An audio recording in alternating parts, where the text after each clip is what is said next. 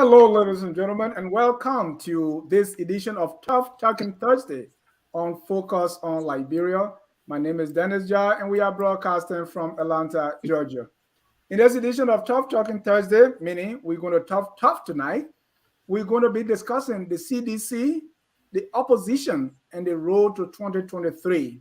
What will it take for someone to emerge victorious in the 2023 elections?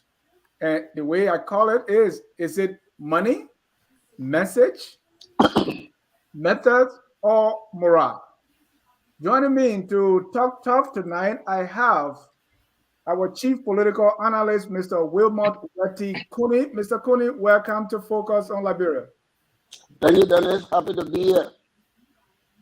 I also want to welcome our political analyst who's joining us after a week or a month, Mohamed Sherif, a proud alumni of WAPO Institute. Mr. Sherif, welcome to Focus on Liberia. Dennis, thank you. It's I'm glad to be back. And by the way, it's the end of Ramadan. Mr. Sherif took off to talk to God on our behalf, and he's back. Welcome back, brother.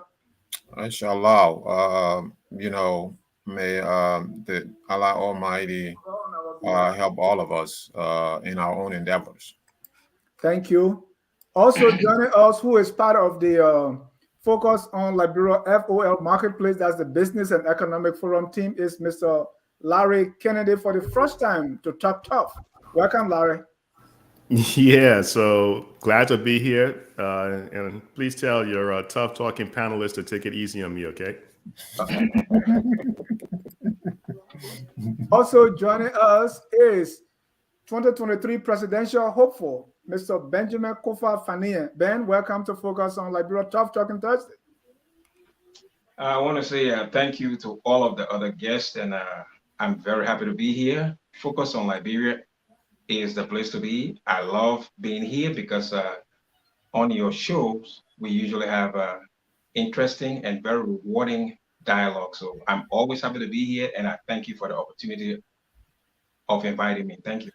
Thank you, Ben. This is your first time on Tough Talking, and if you can stand the heat, get out of the kitchen. It's time to talk tough. Well, ladies and gentlemen, again, welcome to Tough Talking Thursday. As I said, we're going to be talking about 2023. What will it take for someone to win? So we said the opposition first, the ruling CDC, the opposition, and the road to 2023. Is it going to be message, money, methods, or morale? And I just wanted to play on words. That's why I put method in there. But actually what I'm talking about is the strategy. Or will it take one side defeat or one side messing up for the other side to win?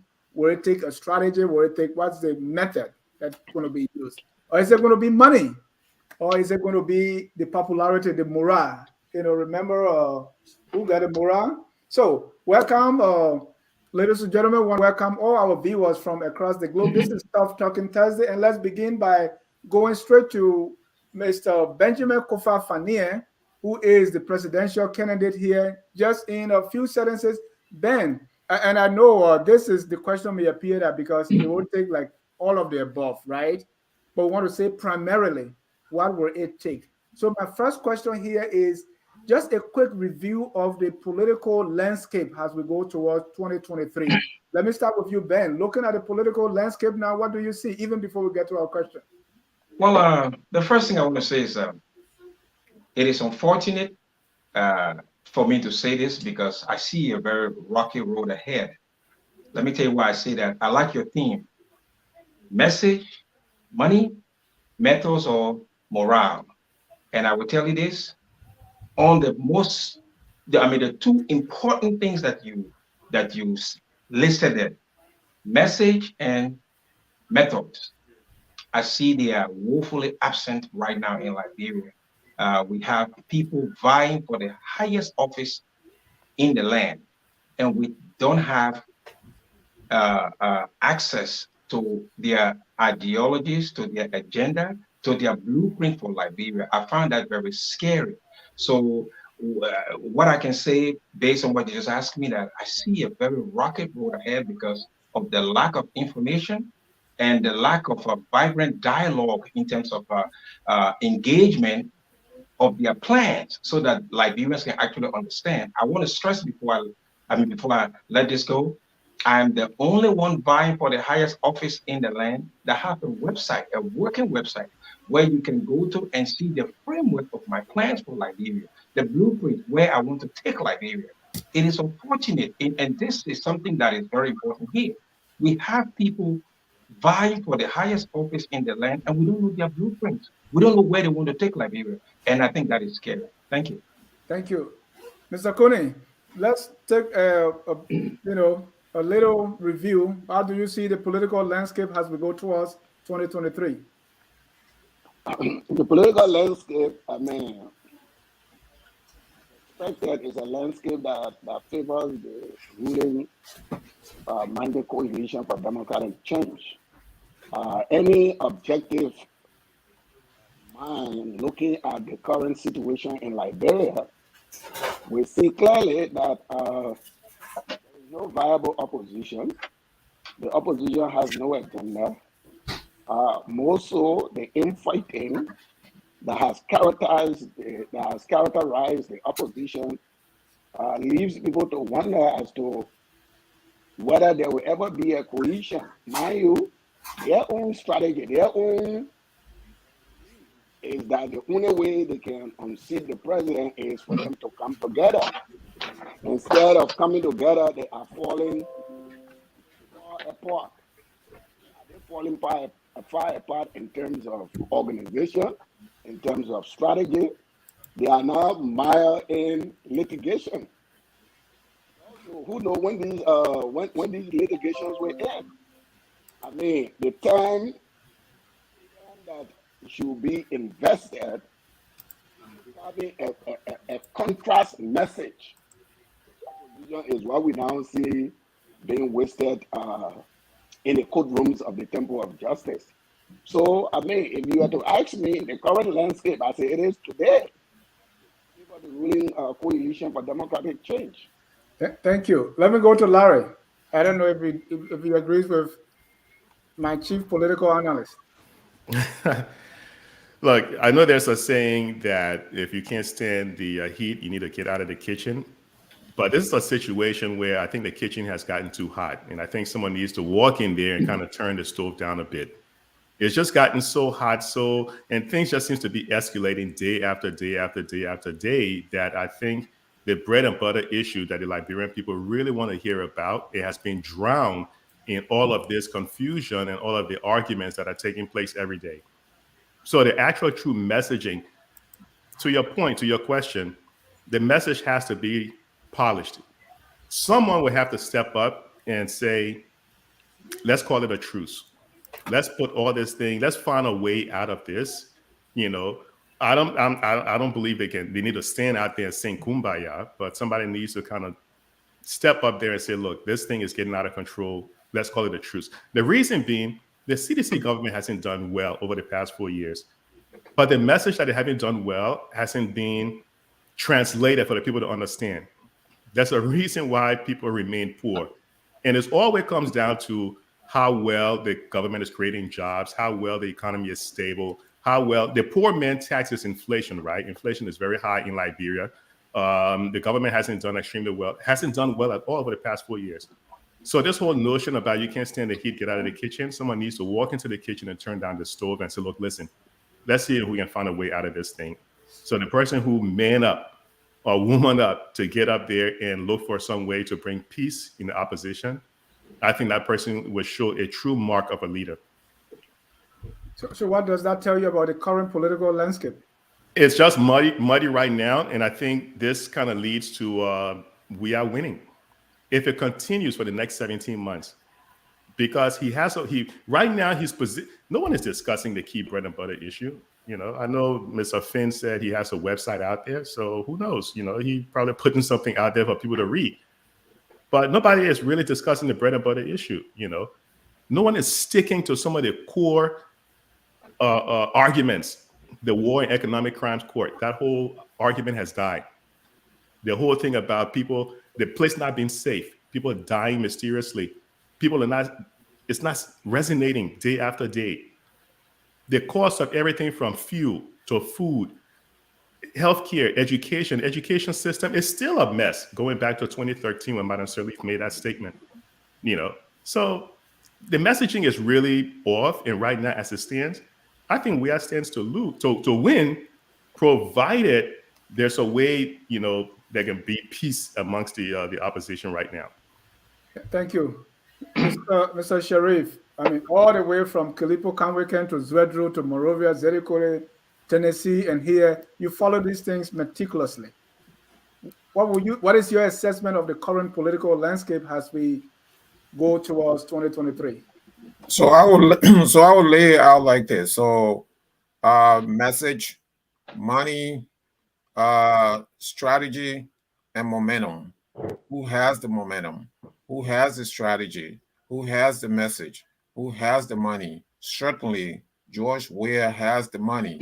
He has a pile of cash. Money that was earned through corruption, through fleecing the Liberian people of their tax dollars. So George Weah and his collaborators are sitting on a pile of cash. So they have spendable resources, unlimited spendable resources that the opposition doesn't have. George Weah does not have the message. He does not understand. Him and his strategists do not understand how to message. So they have that deficit. George Weah also does not have a strategy. They have that deficit. The question is, does he have the momentum? He does not have a momentum. The opposition does not have money. The opposition does not have a message. The opposition does not have a strategy. The opposition does not have a momentum. And so the opposition is at a deficit in all those 4 areas that I just enumerated.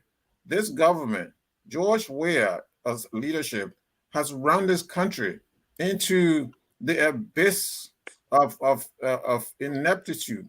In any other country, this government now must be booted out of office at the earliest electoral opportunity. But because we are talking about Liberia, I agree with Larry. You cannot underestimate the Liberian voters' mentality of how they vote. So who knows? They're going to go to the polls in 2023 and say, forget that we have a dark country. Forget that we have a dark airport. Forget that we have a decrepit medical healthcare system. Forget that we have poverty all over the place. Forget that we have the worst educational system in the sub-region, but we're going to vote for him. So that's the mentality of the Liberian voter. So I'm not going to pass anything by them. And so at this time, it is very, very unfortunate that the opposition hasn't had a message. When was the last time, Dennis, that you've seen this opposition with a message? Ever since George Weah was elected. Tell me one time that the opposition consistently, because this is their job, that should be their job.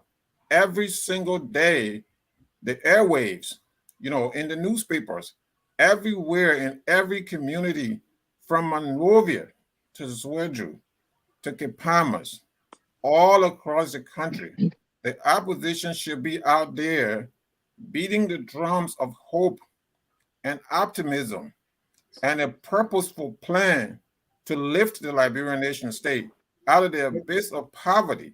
So that is what they should be doing. Thank you, Mr. Sherif. Because they're not doing that, they're shortchanging the Liberian people.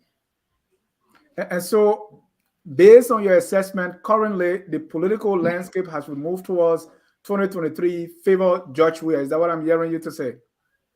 What I'm saying is George Weah has unlimited resources. George Weah has the media. He controls the state media. He controls, for the large part, he even controls some of the private media institutions, by way of bribes and stuff like that. So some of the media institutions have been bought over by George Weah. So George Weah has those things in his corner. George Weah and his team, though, are not great communicators. They're not strategists. So they have, although they have this advantage, but they don't know what to do with it because these guys don't know what they're doing. They don't know what to do. And so that is the issue. But he has the advantage. He has a pile of cash. So don't underestimate the fact that this guy has money that he can spend at any single time. And again, you're not going to, at the Liberian voter, again, they are very unpredictable. So come 2023, they may go with cash as opposed to, upliftment. Trying to thank you, uplift Mr. Sherif, out of the current debilitating condition. Thank you. Ben, wait, we'll come to you. Hold on, just write your points down. Let me No. go to Mr. Kunney. I wanted to react to what the other guest said. You have your turn. I want to go to Mr. Kunney first, because now we come to the big question as to what will it take for anyone to win 2023? Is it going to be money? Is it going to be message? Is it going to be the money, the message, the morale, the methods, or what? Go ahead, Mr. Kunney. Well, look, all of the things you listed are very crucial in the electoral process. You cannot discount the impact of all of those variables. But in terms of the CDC, in terms of President Weah, he has some really inbuilt advantages in addition to already his name recognition. What many people underestimate is that despite some of the challenges my brother enumerated not too long ago, a certain population, a certain percentage of the population of Liberia love George Weah as a person. His love has not really declined among a certain sector of the population, so he goes with that. But in addition to that, also, despite some of the failures that are being defined here, the government will go into the elections with some accomplishment in their bag. The government will be toting things that they've achieved over the years. I mean, things like in the area of road construction, they will communicate those accomplishments. Whether you think that the educational system is a mess or not, they will also articulate their support for education, the tuition-free education, their subsidy to schools to prepare students for WIAC, which has led to some improvement in the test score. They're going to articulate some infrastructure development that they may accomplish during that time. So for them, the message will be continuity. If you elect us, these things will continue. There will be some project that will be initiated that will not be completed. So the question that will be placed before the Liberian people, do you change the player in the middle of the game, or do you want someone who will continue this level of development? And and I know in certain circles, continuity can be a very strong argument. Continuity can appeal to certain sector of the population.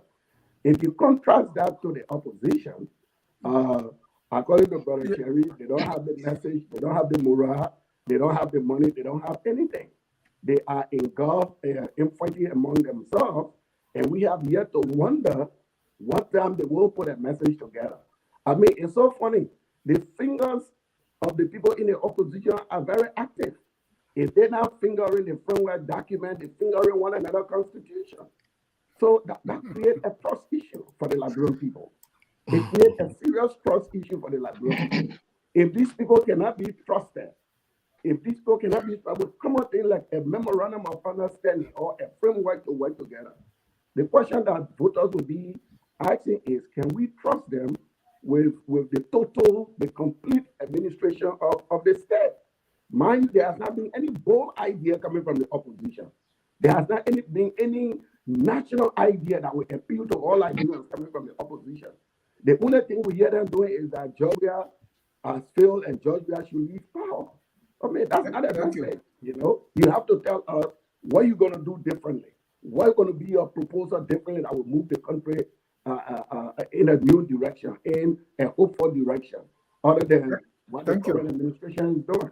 Thank you. Mr. Kunney, if I may paraphrase, you are saying it will take messaging, especially from the current administration, and that message should be continuity.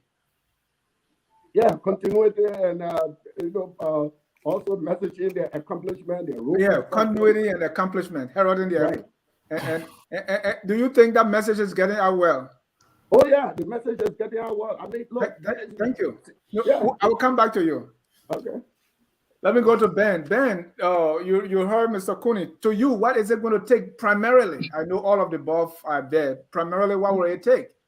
Yes, first, first, before I go on that, let me just react to what all the guests said. Mr. Kunney said the landscape favors the CDC.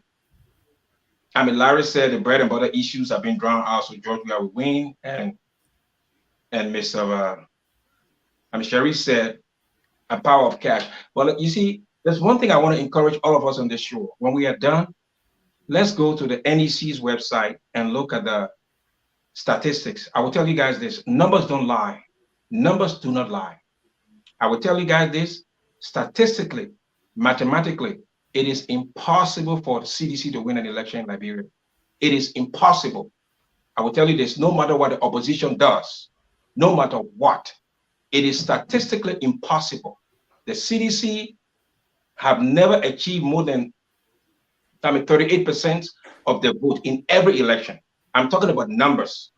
The CDC have never exceeded that amount of votes. So statistically, it is impossible for them to win an election now.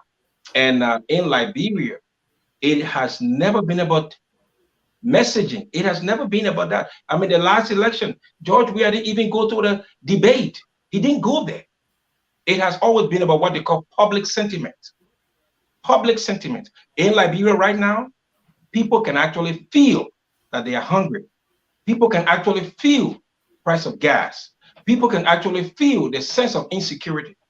So I will tell you this, and this is unfortunate for me to say this: no matter what the opposition does, it is statistically impossible for the CDC to win.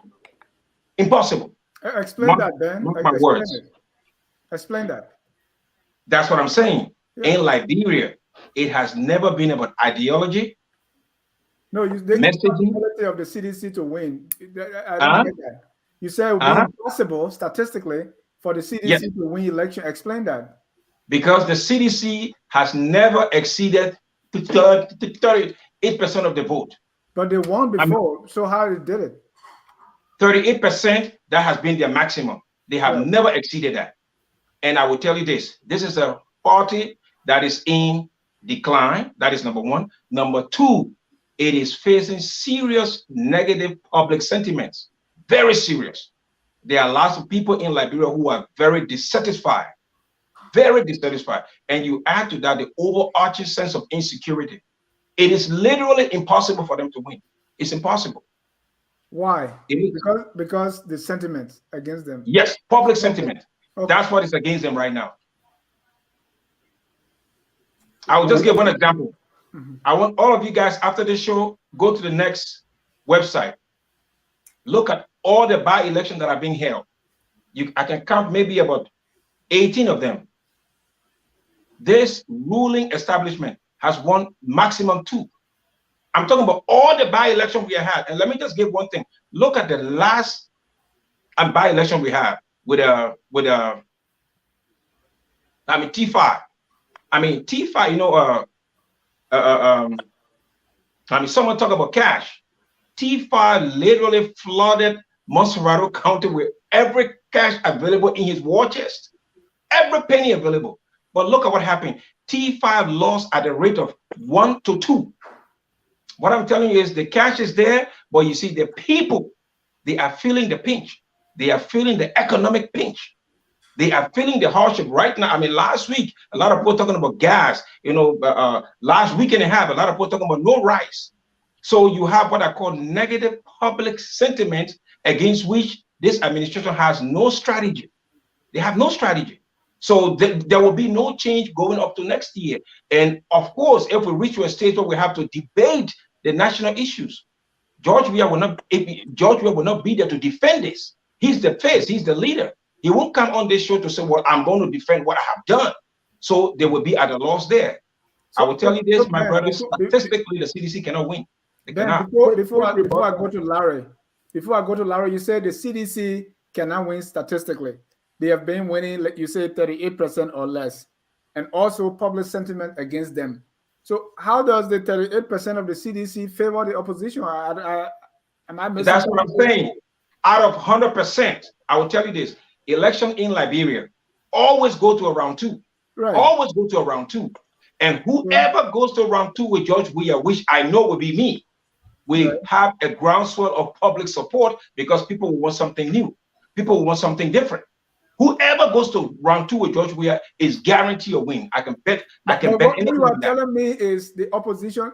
I want to know why would it take the opposition to win? Is it because that's what I'm telling you? The opposition has one advantage. They have what they call public sentiment on their side because people want something different. So you said public sentiment against Weah. So exactly what is the opposition going to do to exploit that public sentiment against Weah? My brother, what I'm telling you is in Liberia, it has never been about messaging strategy. It's never been about that. It's never been about that. It has been a way for public sentiment in terms of their desire for something new. That's what going to happen. Sit down and the public sentiment come for them. No, they have some work to do. But what I'm saying, their work will not be crucial. Okay. I'm telling you, their work will not be crucial. Thank you. Thank you. What will it take? Well, money always helps, right? Yeah. Messaging also helps, but you need, I hate to use the word, but you need some type of collaboration. You need a working relationship with some of the other political parties. Because trying to fly solo against an incumbent president in Liberia, it's like an exercise in futility. You're not going to do extremely well. But Ben, I wouldn't use the word never or impossible, because this is the administration who, if someone had said to you maybe a few years ago that you can replace or remove a sitting justice, something that's never happened before in Liberia, you probably would have said the person was crazy. But it happened, right? So you have to consider the fact that this government, you can't put anything past them. And then but I don't disagree that when you look at the data, they were rejected in 2005. They were rejected. Some may argue that they won in 2012, but they have been rejected. And this was the opportunity for this government to come in place and show that the Liberian people was wrong for rejecting them in the 2 previous elections. But what have they done? They kind of proved to the Liberian people that they were right in the first 2 times of rejecting them, because they haven't done extremely well. But I wanted to kind of address something that Mr. Kunney said, and I want him to be here so he can hear it, right? But just to kind of touch, Dennis, it will require money, because you do need money to go around the counties and get your message out. So having a message without money to travel and let the people hear it, you're wasting your time. But also you need to kind of galvanize the people. Right now, there's a huge fight going on, and who knows, somebody may just say, I'm not going to support the other side because they destroyed my guy, and vice versa. So then what happens? If both sides keep going at it for the next several months, it's going to be a disaster. But Mr. Kunney is saying that there should be continuity with this government. I mean, you all should know that it doesn't make any sense, right? Why would you want to have continuity of Representative Chris Smith from New Jersey calling your government kleptocratic? You want continuity of kleptocracy? You don't want that. Do you want continuity of the advisor to President Biden coming in and saying in your face that you're pretty much running a corrupt government?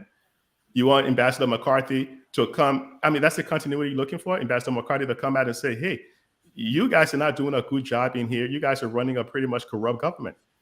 You want some of the reports that have been coming out. The report that sanctioned Prince Johnson back in December, the report that came out and said this government was involved in money laundering. So when you talk about, say, the government was financing the WAC tuition and financing free education, well, they didn't plan it in the budget. It was just something that came off the top of their head. They said it, but they don't even have the money to kind of keep up with that. When the president of Ghana did something similar, he raised over $1 billion in the capital markets. He he put out a Euro bond and he raised the money to finance free education.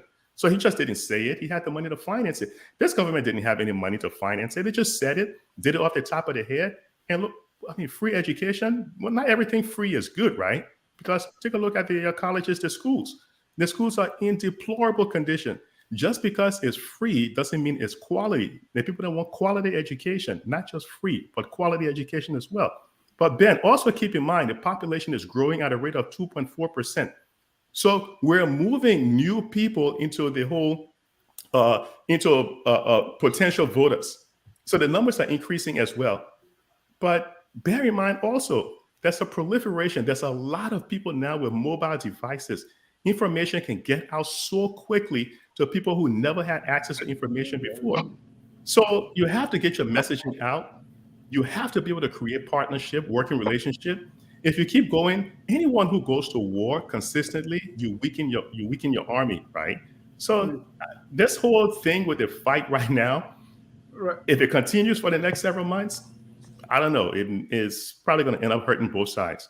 So we just kind of need to keep that in mind. Let me push back on this. Your idea of opposition is CPP, but you have Ben, you have Tiawan Gonglo, you have Cassell. So tell me about that. So it's not necessarily, because CPP, the whole concept of CPP, it was good ideologically, but it wasn't good on paper, right? They didn't put together. You see, whenever you're having collaboration, and look around the world, whenever you're having collaboration, you have to make sure that everybody's interest is kind of laid out up front. Because if you understood what the ANC political leader interests were, if you understood what the United Party political leader interests were, you will come to know that at some point it was going to clash, and you're going to take a step back and rewrite your agreement, because you know eventually there's going to be a confrontation. No, but here's what I'm asking, Larry. No, I'm getting to your point. Yeah. So the CPP is not truly my whole belief in, I just believe in collaboration. Sure, Ben can work. I don't believe Ben can fly solo and do extremely well. He needs to work with other groups in Liberia if he wants to succeed. If Ben can stand up here and say, oh, I can do this thing by myself, he's selling a pipe dream. It's not doable. You have to work with someone else. I will swing it to you, Ben. I'll give you time for you to respond. Let me go to Mr. Sherif as to what it takes. Okay, so with Mr. Kunney, he says message, and that message will be the CDC heralding its accomplishment and the message of continuity. Ben is saying public sentiment against the CDC is going to push an opposition victory. Larry say money, because you can have the message, no money, you are doomed. Larry, again, another thing you said, I don't know where you got that from. You said the population is growing at 2.4%. What's your source? The World Bank. All right. Let me go to Mr. Sherif. Mr. So, Sherif. yeah, so Larry's right. I mean, so we have some fairly decent candidates. We have, for example, Tiawan Gonglo. He has no money. Look where he is right now. I mean, he has no money. He can't go anywhere, and so it's going to be extremely difficult for him to get his message out there because he has no money. And so that is very important. And somehow to say that money has never been a factor in Liberian politics, that is not correct. Money has been a factor. A strategy has been a factor. I know that when Ellen Johnson Sirleaf, whether we agree or not, won the election the first go round, she had a strategy. She had a strategy. She had a message. And so to somehow say that, that has never been a factor, it's absolutely incorrect. And so, but what I'm saying here right now is that George Weah has money. He has no message. He has no strategy. And certainly, they're not communicating. And so they're not efficient communicators. And so, but what's going to happen in 2023 is, what I'm saying here is that maybe, you never know, that the same Liberian voters can turn around and say, enough of the bickering, enough of all of this. We're going to stick with George Weah. And that is a scenario that I don't want to see, but it is not out of, it is not out of the realm of possibility. Look at what's going on. You mentioned the CPP. The CPP has basically collapsed, as we had all, we predicted on this platform several times before the demise of the CPP. And then outside the CPP arrangement, you have candidates like Ben and others who are out there, but they don't have any money. So this is the first I've heard of Ben. So what does that tell you? Me, you are not listening. I'm listening to him. I'm just trying to get my reaction. But you see, this is the first I've heard of him. Hold on, Ben. Okay. Yeah. So it means that the opposition is not doing a good job of messaging. Right? I mean, they have George Weah is consistently, this CDC government is constantly giving them bulletin board materials to work with. I mean, Dennis, I have never seen anything like this. The ruling administration is giving the opposition on a daily basis bulletin board materials, a boatload of materials to work with, stuff that they can use against this government. But for some reason, they themselves don't know what to do with it. And so, there's a lot to be desired on the side of the opposition as well. They don't know what to do with the materials. It's like I give you a whole bunch of materials to work with, Dennis, and you come back and say, well, what am I going to do with this? So they don't know what to do with the materials that George Weah is giving them. And if you want me to start practical examples, the examples are poverty. George Weah has forgotten about the Liberian people. George Weah is absent. He's an absent leader. There's all kinds of things going on, not just in the city of Monrovia, but throughout the length and breadth of the Liberian nation state. What is the opposition weekly response? Are they holding weekly conferences? Are they holding, at this point, 2023 is around the corner, they need to be consistently bombarding, like I said, the airwaves. How many times, Dennis, have you gotten a call from any of the opposition members to say, look, I need to sign a contract with you, run a promo or run this advertisement for my political campaign? Can you answer this question for me? How many times, Dennis, you've been contacted by any of the opposition people that have signed contract with you to put their announcement out there? Ben wanted to do that, but he's broke. But that's my point. That is exactly that's my point. Let's give it to Ben. Ben, go ahead. I understand you are having some trouble, so I'm trying to get backup help for you. Yeah, and guys, go ahead, Ben. Yeah, guys, I want to beg you after this show. I will want everybody to go to the next website. You see, I am literally shocked here. During the last election, right? I held a podcast for 3 days, 3 nights. I didn't sleep. I was asking for the Unity Party's platform. This was the ruling party for their website.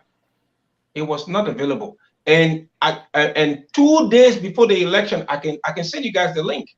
Somebody told me that he will release his platform 2 days before the election. You see, my good friends in Liberia, it has never boiled down to messaging. It has never boiled down to that. Don't get confused. I'm not saying it's a bad thing. It has never boiled down to that. That is number one. Number two, in Liberia, the people are moved by sentiment because, when you are poor, you can actually feel it. You can feel your poverty. You can see that your kids don't go to school. You can see, you can feel all of that. So I'm telling you this, I want you guys to go to that website and see what I'm talking about. The CDC unilaterally has never exceeded 38% of the vote. They have never exceeded that. And because of the way the election breaks in Liberia, there's always a round two, no matter what, because nobody winning outright. Public sentiment will propel whoever goes to round two to victory. I guarantee you guys that, because the numbers don't lie. The CDC And has it's not. going to ask Ben a quick question. No, let me ask Ben my question, then you'll come in. Yeah, yeah. Ben, Now, hold on, let me land. Dennis, I'm back on. yeah, I know that, Mr. Kunney, and I'm getting help for you because you back and forth, and they were chewing your bone while you were gone. So Now, This is why I need to Now- That government boom. now, if there's anything, the CDC shrank. It has not grown. It shrank.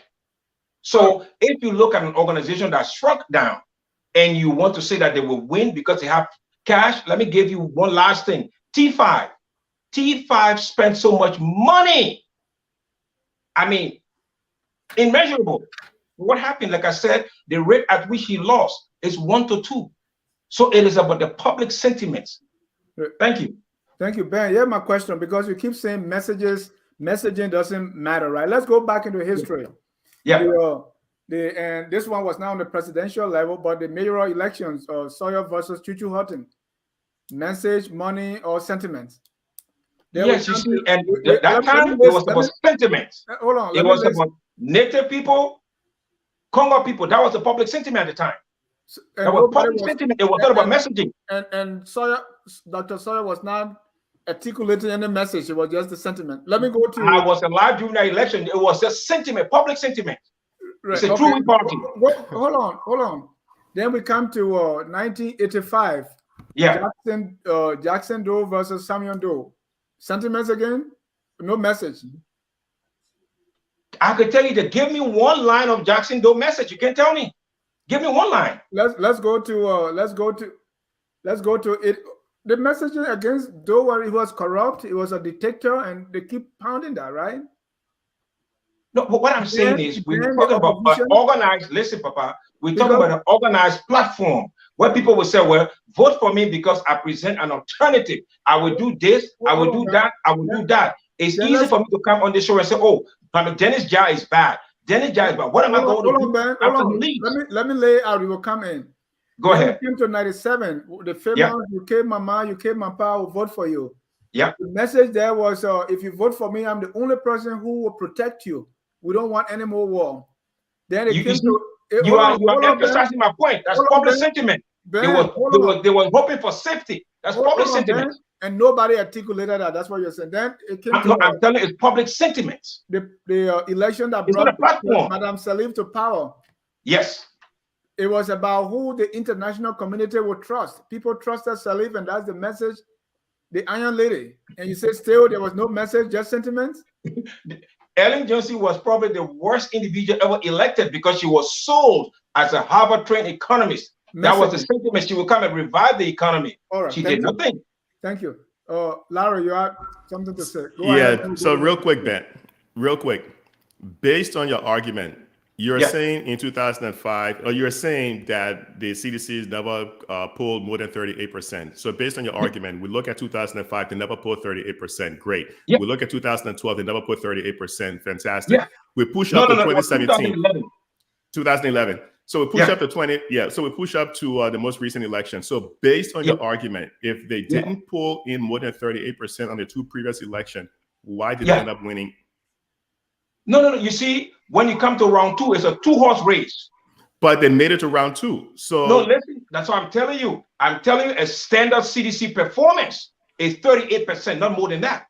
That is the standard CDC performance. They've never exceeded that. So based on that, are we saying that if George Weah were to go into round 2 in 2023, he could win? No, he would not, because of he did it in 2017. That's what I said. Wait, he went into round 2 in 2017 and he won. You said he's never made it. You said CDC never made it past 38%. He went into round 2 in 2017. He won. So based on that, quick deductive reasoning, based on that, come 2023, if he goes into round 2, we should expect him to win, right? Based on your argument. Cannot, because of public sentiment. That's what I told you. There's negative public sentiment against this government right now. It's too heavy. It is too heavy. You're conflicting your arguments. No. You are not understanding what I'm saying. No, because you're using data towards the government now. Makes the government unelectable. You weren't arguing based on sentiments, right? Sentiments is I told you from day one. I said public sentiments. Sentiments is not quantitative, right? Sentiments is qualitative. It's not quantitative. First, you are using quantitative data. Hold on, man. Let it end. I want to bring in Mr. Kunney quickly. Because also, how does this public sentiment come about? Is it from the blue sky? Just people wake up and down? It's not from the blue sky. You can feel it. That's what I told you. I can feel. I don't have food in my house. I can see my kids don't go to school. I can feel that I'm broke to even take a bus. I can feel that. I can feel the sense of insecurity. Now you Dennis, go to Liberia, he shouldn't get away with this. You Dennis, can feel you shouldn't get away with this. You can't on one hand saying you are data man, then on the other hand you're saying you can feel something, right? Gut I'm feel, telling you. Oh my gut brother, feel is not science. Gut feel is not science. You're either a data man or you're a gut feel guy. So you're trying to be middle ground. I want to know where you stand. You give me data 38%. When you got up to 2017, you said, oh, sentiments. 2023, now it's sentiments.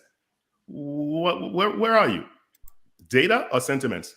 No. You see, you are not understanding how the election get won and how it get lost. Listen to this. What you're saying. Listen to this. Listen to the last election.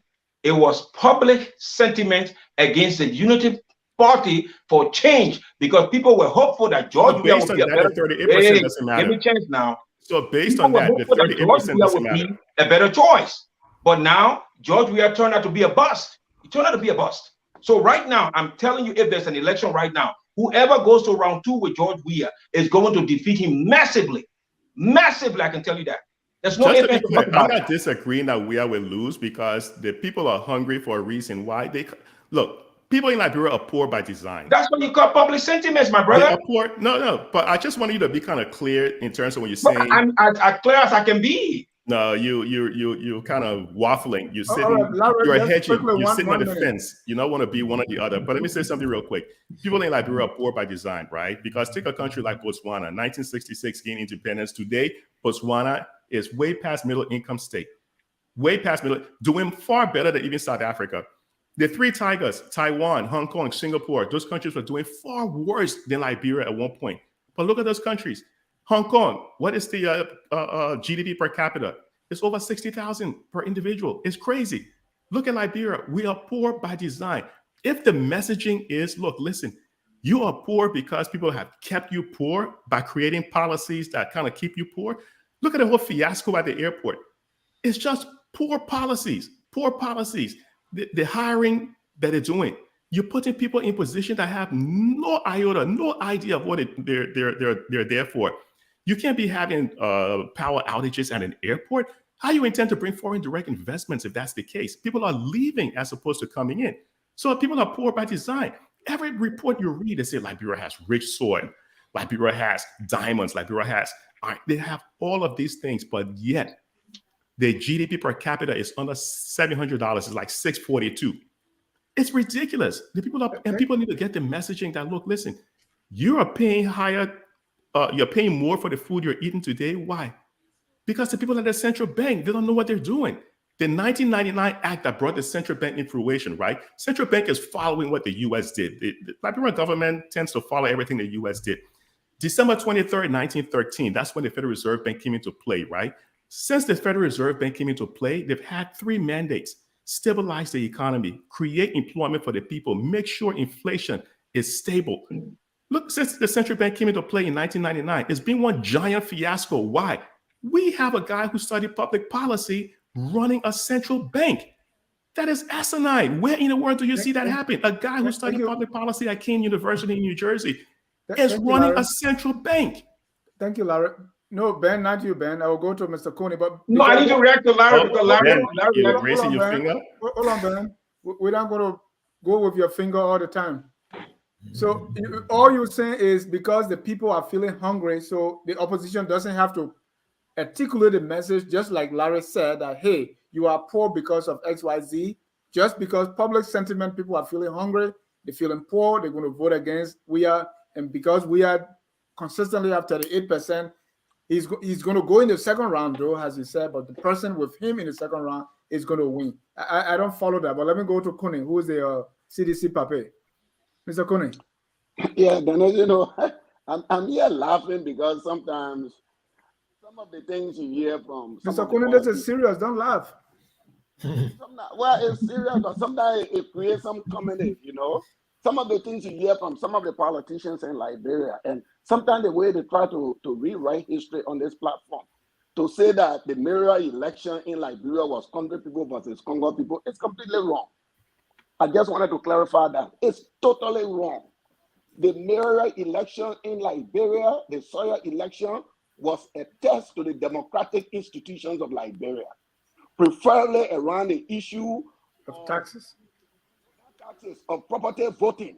Yeah. In Liberia, you have to own property before you vote. The aim and objective of that campaign was to expose that flaw of our system. It wasn't country versus Congo. We need to set things here straight because there are a lot of people that listen to us. And the other thing I want to emphasize here is that, look, the Liberian voters, contrary to what many people believe, they're not educated, they're stupid, they're illiterate, they vote on sentiment. The Liberian people, they are one of the most rational voters you can find on earth. And from every election, from election to election, they continue to prove their rationality, their thought processes. Let's go back to Dennis, you alluded to some of it. Let's go back to the 1997 election, when the Liberian people voted for their security. You can call it sentiment, but that is a rational vote. That if we vote for Mr. Taylor, we believe Mr. Taylor will bring peace to our country. So whether Mr. Taylor is a killer, whether he's not a killer, we are voting for our security. You can call that sentiment, but that was a rational choice. Come 2005, again, the country emerging from war, seeing the devastation all around them, the Liberian people were again, they took a very rational decision that maybe the hiring of Madam Ellen Johnson Sirleaf with all of the international connections and with all of the international help that will come into play, Liberia will be better. It was wrong, but the Liberian people were right. The international community did come to Liberia's support. The international community provided the massive amount of foreign assistance unparalleled in the history of Liberia. So the problem was that the Liberian voter, they don't go by sentiment, they make logical, common sense decisions. When the intelligentsia betrayed the confidence of the Liberian people in the Sirleaf government, guess what? The Liberian people settled for common sense rule in George Weah.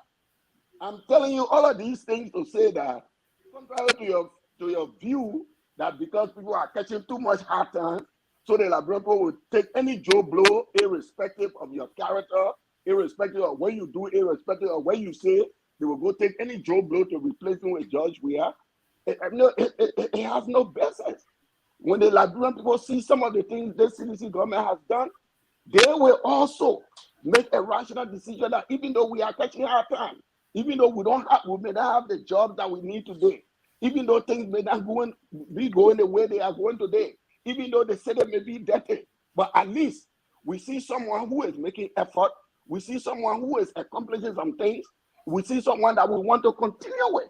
You can call that sentiment, but that is the rational decision making of the Liberian electorate that many mischaracterize as being illiterate, as being uneducated. You know, that's the intelligentsia description of our people. Whenever the people don't vote for them, they're illiterate. Whenever the people don't vote for them, they vote by sentiment. So if you, I come in, Brian, let me just 1 minute. If you believe that you in the opposition, including other opposition leaders, you can sit down and fold your arm, and because things are going bad, the Liberian population will come kneeling to you for leadership, you are totally wrong. And then one last point, you keep making mention of these midterm statistics. Statistics are not static. Political statistics are not static. They move. There are times where we've seen situations where presidents lose midterm elections and win re-election. So what you're getting idea from that, they made 2020 statistic is a defining, untouchable statistic that can shake the Liberian people. Mind you, George Weah has his own unique qualities, his own unique personality, his personal appeal that is different from any other candidate in Liberia. Thank you. Mr. Sherif, I don't know if you would disagree with Kunney, but I, for one, I strongly believe that the Liberian voter is not the way they've been characterized most of the time. And I really like how Mr. Kunney laid out. I may not agree with his politics, but they have consistently voted on the issues, what matters to them, right? You could call it whatever name you want, but they have been able. If someone say this is what is important to me, and that's what I'm voting for, and we saw that with the in elections here in America. So when Ben says sentiment that these people, as long as they are suffering, it doesn't require anyone to articulate anything. And I'll give you an example, right? When the CPP came together and the people saw that, yes, our government is bad, we need a united force. And that message was being crystallized by the election of DeLong. And so that has been the way they think about it. So tell me about the Liberian voter. Again, we come back to what is needed. And right. Yes. So the fact that then wait and hold on, Mr. Sherif. We've been joined by the former COS, that's the chief of office of Mr. Mohamed, just call me Azivat Tukfa. Wait, let me introduce you. You COS for Mr. Kunney, former COS. All my former job they included. And that's Azivat Tukfa. He saw that there was heat here and he said, I want to come to it. Hey Dennis, I see nothing while I was doing something else. I saw your link. And so Isaac is here. So we'll come to you, Isaac, but let me go. Let Mr. Sherif. Let me just say hello to the people. Hello, everybody. Gentlemen, you're hello. How you doing? Good. So hello, my brother Isaac. Yes, there have been messages. There was messaging in 1997 and in later elections, but I will push back on Mr. Kunney's conclusion that they've been rational. I'm not going to support the conclusion that voting for Charles Taylor was a rational decision. It was not a rational decision. I mean, Charles Taylor was a murderer. Charles Taylor was a thug. And so the Liberian people overwhelmingly voted for Charles Taylor because his message was he will provide security. And the other thing that the Liberian people overwhelmingly voted for Taylor, the message that was although subtle, but we understood, those of us who were victims of that war understood that because Taylor inflicted so much damage on other people, Crown people, for example, Mandingo people, for example, there was a big segment of the Liberian population that supported Taylor because of that. And that is usually unsaid. That is something that people don't even talk about. So he had a message, but was it a rational message? We had similar situation in the United States. I mean, we saw Donald Trump some years ago, with his message to white America. And for those reasons, let me stop you, because rational doesn't mean that you agree with it or is right or wrong, but the person who is being affected is being rational. Okay, let me go this way for XYZ reason. I think that's what Mr. Kunney is saying. I mean, I have reasons. I have supportive evidence to state that those decisions that they made weren't rational, and they can argue otherwise. So, I mean, they have the right to do what they did, and I also have the right to make the conclusions that I'm making now, that I've made all these years with regards to the Liberian people, the decision of the Liberian people to elect Charles Taylor. I also disagree that George Weah, for some reason, George Weah didn't have sufficient message in 2017, and yet he was elected. Now he has celebrity status for once. I mean, and he had always been in it. So this idea that they've always had 38%, but George Weah had always, even during the first, when he contested against Ellen Johnson Sirleaf, and what was it, 2005, 2006? 2005. He was right there. He was right in it. Right. So this idea that it's only 38%. Wasn't in it though. The reason is we have over 200, 300 political parties, all these people taking away bits and pieces, chunks and bits and pieces of votes here and there. But when you get to the second round, so this guy has always get into the second round. So there is something to be said about that. So if you're going to tell me that just because they're registering 38%, that, you know, that's negligible, then your assessment is faulty. So this idea that you don't have to message, that you can just sit there and the Liberian people will vote you in by sentiment is really a lazy way of trying to approach, you know, this election. I would expect an opposition candidate to come out here to say that I'm going to go after every single vote. I'm going to try to put my message out there. How about starting on focus on Liberia, putting a message on here, you know, putting some promos on here, you know, putting some promos out there on other platforms. You know, you cannot say just because they're voting by sentiment, so I'm not going to put anything out there. To me, that's just really a bad way, and again, a lazy way of going about doing things. And that's not what you want to do at this time. I agree, Ben. That's lazy. But let me go to Isaac. Isaac Batuba, and you said maybe Isaac can comment on that, whether the CDC had message 2005, 2011. But Isaac, here's what we're discussing.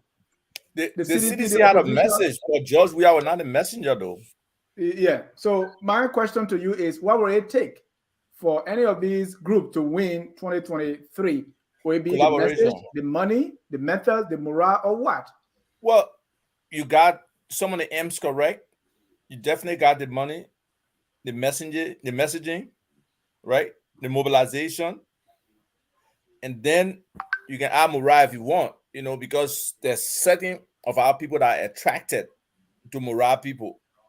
So whether it could be a big convoy, whether it could be some of the baddest cars, or whether it could be some flamboyancy, some people will be attracted to that. But I think there's a gradual shift in the mindset, especially for the young people, that they want a future.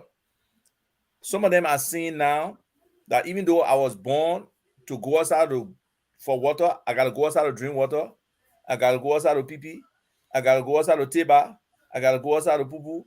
But when they see now in social media and other places that these things are better than what their lives have been. So some of them have some aspirations. So the question is, which of these candidates can really move me towards that goal I want to have, that place I want to go? Who can at least enlighten me about what's a potential career for me? Who has my interest? If I'm interested in the arts, I'm interested in sports, I'm interested in entrepreneurship. Who has that flexibility to be able to meet my needs? And I think that's what some of the young people are asking today. And there's only one obvious person among the candidates we see today who has that ability to bring those things to the table to help these young. Without question, is Mr. Cummings. I mean, we can have that discussion. Who's that? Ben Finn? Is that Ben Finn you're talking about? Ben has the potential spiritually, but not in reality. Ben has no traction. Ben has no exposure.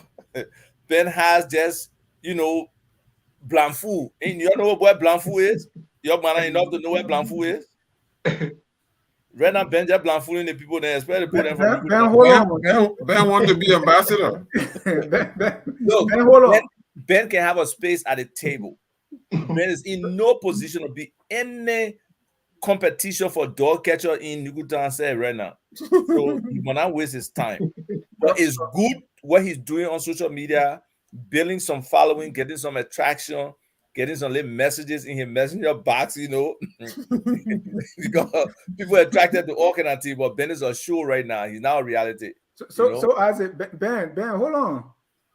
You're the presidential candidate here, so you know the people are going to come at you. So, but just hold it. My man, Ben coming join ANC, man. Y'all lead Ben. Go ahead. So as a based on what you say the young people want, what does the presidential candidate need to do?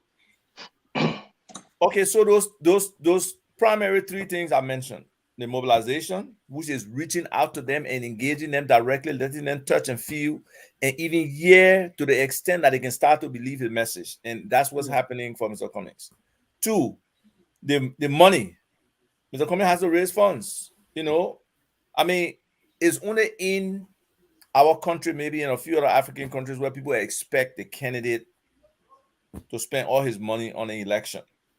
It should be those who believe in him contributing. So I can see Ben pledging $20,000 to Mr. Cummings' campaign because that tax money it should be coming soon, right, Ben? Ben pledged to FOL, he didn't send it yet. So let Oh, I don't get tax wanted to put return. out there that American make pledges and No, I don't get tax return. I pay the government. Then the messaging, that message that goes to the mobilization, that message that can inspire these young people, that message for some of those people who are frustrated, who don't believe there is any hope in Liberia, even people in the diaspora, many of my friends, people my age and older, who believe at this point there is nothing they can do to change Liberia. I mean, I got people telling me for Liberia to turn around, be 125 years, 120 years. And they're starting to convince me now because the mindset of our people towards the future is limited. Mr. John, I don't think Isaac should take hold of the show. I mean, I need to come in. Hold on, Ben. I would sacrifice my time for my picking Ben. Oh, sorry, my presidential candidate Ben. My man, Isaac, you can recruit on the show here. I'm consistently recruiting. I did that for a failed government. So, Mr. John. Yeah, go ahead. Please. Go ahead. Let Ben go. Let Ben go. I will First thing I want to say, I mean, Isaac is not a good predictor of what will happen. Isaac is on record, as saying to George Weah that he's not presidential material. Isaac, so Isaac is not a good predictor. But I will tell you this. Let me come back to what we were. No, explain that little. No. Before you go on, listen now, Isaac, it's my turn. Let me speak. Hold on, you will not interrupt me. I will not allow you to interrupt me. Let me go back to what explain what you just said. You said yes, I will explain it, but let me get my train of thought. Number one, messaging. You guys are all talking about messaging, advertisement. None of you here can remember Dillon's. He just won almost 208,000 votes. None of you can tell me his agenda item. None of you can tell me what he put out there for people to read and compare and digest. None of you can tell me. Ellen Johnson Sirleaf. Hold on 1 second. I have to land. No, but Ellen Johnson Sirleaf won 2 elections. Thank you, Dennis. Thank you. Listen now. Ben kind of slow tonight. I want to land. Ellen Johnson Sirleaf won 2 elections. None of you can tell me her agenda items. None of you can tell me. What I'm telling you is public sentiment is the most important factor in terms of determining who gets elected in Liberia. Public sentiment. Weah was seen as a football icon. Weah didn't even go to debate.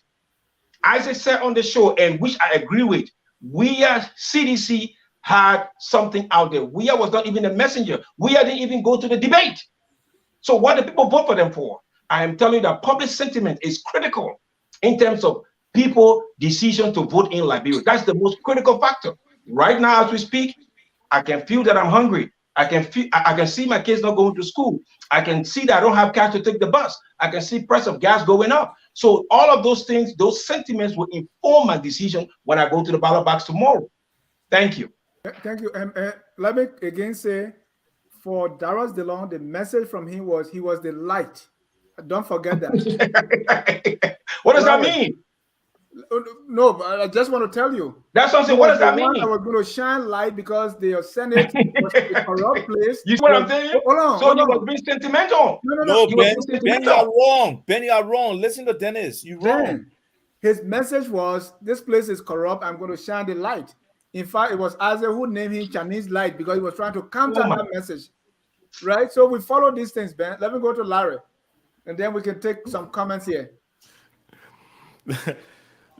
Ben, I think you're kind of mixing up sentiments with the issues because you're naming issues and referring it as sentiments. Exactly. Right? Because people being hungry, that's an issue. You can say it's public sentiment. People being unemployed, that's an issue. And you're saying sentiment. So people are actually voting on the issues. And based on what you're saying, let me take you a step back to what Mr. Kunney said earlier. Just because people are voting on, using your phrase, sentiments, does that mean that any Tom, Dick, or Harry would be elected? Does that mean any old Joe Blow can come and be elected? No. Probably, yeah. No, it's not going to happen.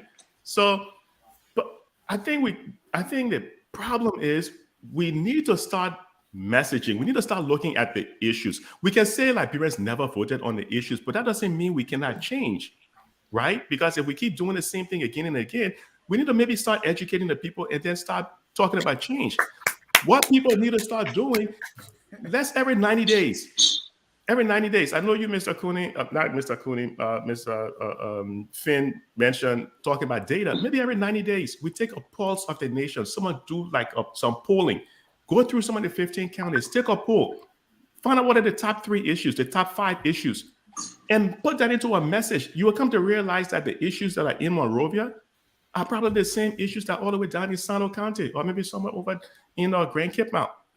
But we're not doing it based on data. We're just doing it based on, oh, we feel this way. Don't take it for granted. Not anybody can just come and defeat we are. Take a look around Africa. A lot of elections have been because the ruling establishment rigged the election. There were roughly, I think, 12 or 13 elections in 2021. Sure, there were instances where the incumbent lost, right? Like in Zambia and other places. But they tend to rig the election, like what happened with Bobby Wine. I think where's Bobby Wine? Uganda, right? Yes. Yeah. So we really need to kind of focus on maybe let's start educating the people. Let's start talking about the real issues, because it boils down to people not being employed. If you don't have a job, how are you going to feed your family? How are you going to pay for healthcare? How are you going to pay for education? How are you going to pay for the food you need to eat at the market? How will market women be able to make a profit if people don't have money to come to the market? It comes down to having jobs, livelihoods, things of that sort. So the messaging has to be there. The money has to be there. But we shouldn't just be complacent, because complacency is a danger, man. It's dangerous. Thank you. I want to go to my comments, but I want us to briefly, 1 minute each, based on what you've already said about what it's going to take, right? We already we know Kunney, Isaac, and Ben position, but I want you to restate it. Based on what you think it's going to take for someone to win election 2023, who is that person going to be and why? Let me start with Ben. Based on yeah, he's not gonna be partial, right? The last thing I want to say, Ben, just go to the question. We don't have. Yes, I'm going to the question, but this is for what people need to hear me too. The last guest just said that hunger is a want to be her pay for space issue. You see, I want to say this. If I come to you and say hunger is an issue, I should also come with alternative. You know, to say I'm hungry and just say that's what people will vote on, that's an issue. No. You talk about messaging. All of the organizations you have now, the CPP, the ANC, I do not see documentation in terms of their platform, in terms of providing alternatives to what is transpiring. It's easy to come and say somebody's hungry, but what are you proposing? What are your alternatives? That's what I'm telling you, that this party has not been engaged in messaging because they have not found it vital. At the onset of this show, I said I'm the only candidate in this race who has a website up with my frameworks, my proposal for Liberia. The parties you are talking about, none of them has had concrete messaging in terms of what we can bring out here, print, and discuss. When somebody go on Facebook and talk, it means nothing. We want documentation. We want pieces of evidence. So there is nothing like that. People are talking, but they are not providing alternative to what is happening. And that is critical. Now, who will win the next election? I want to say this. Right. I want to say thanks to Isaac. I want to say thanks to every Liberian hearing the sound of my voice.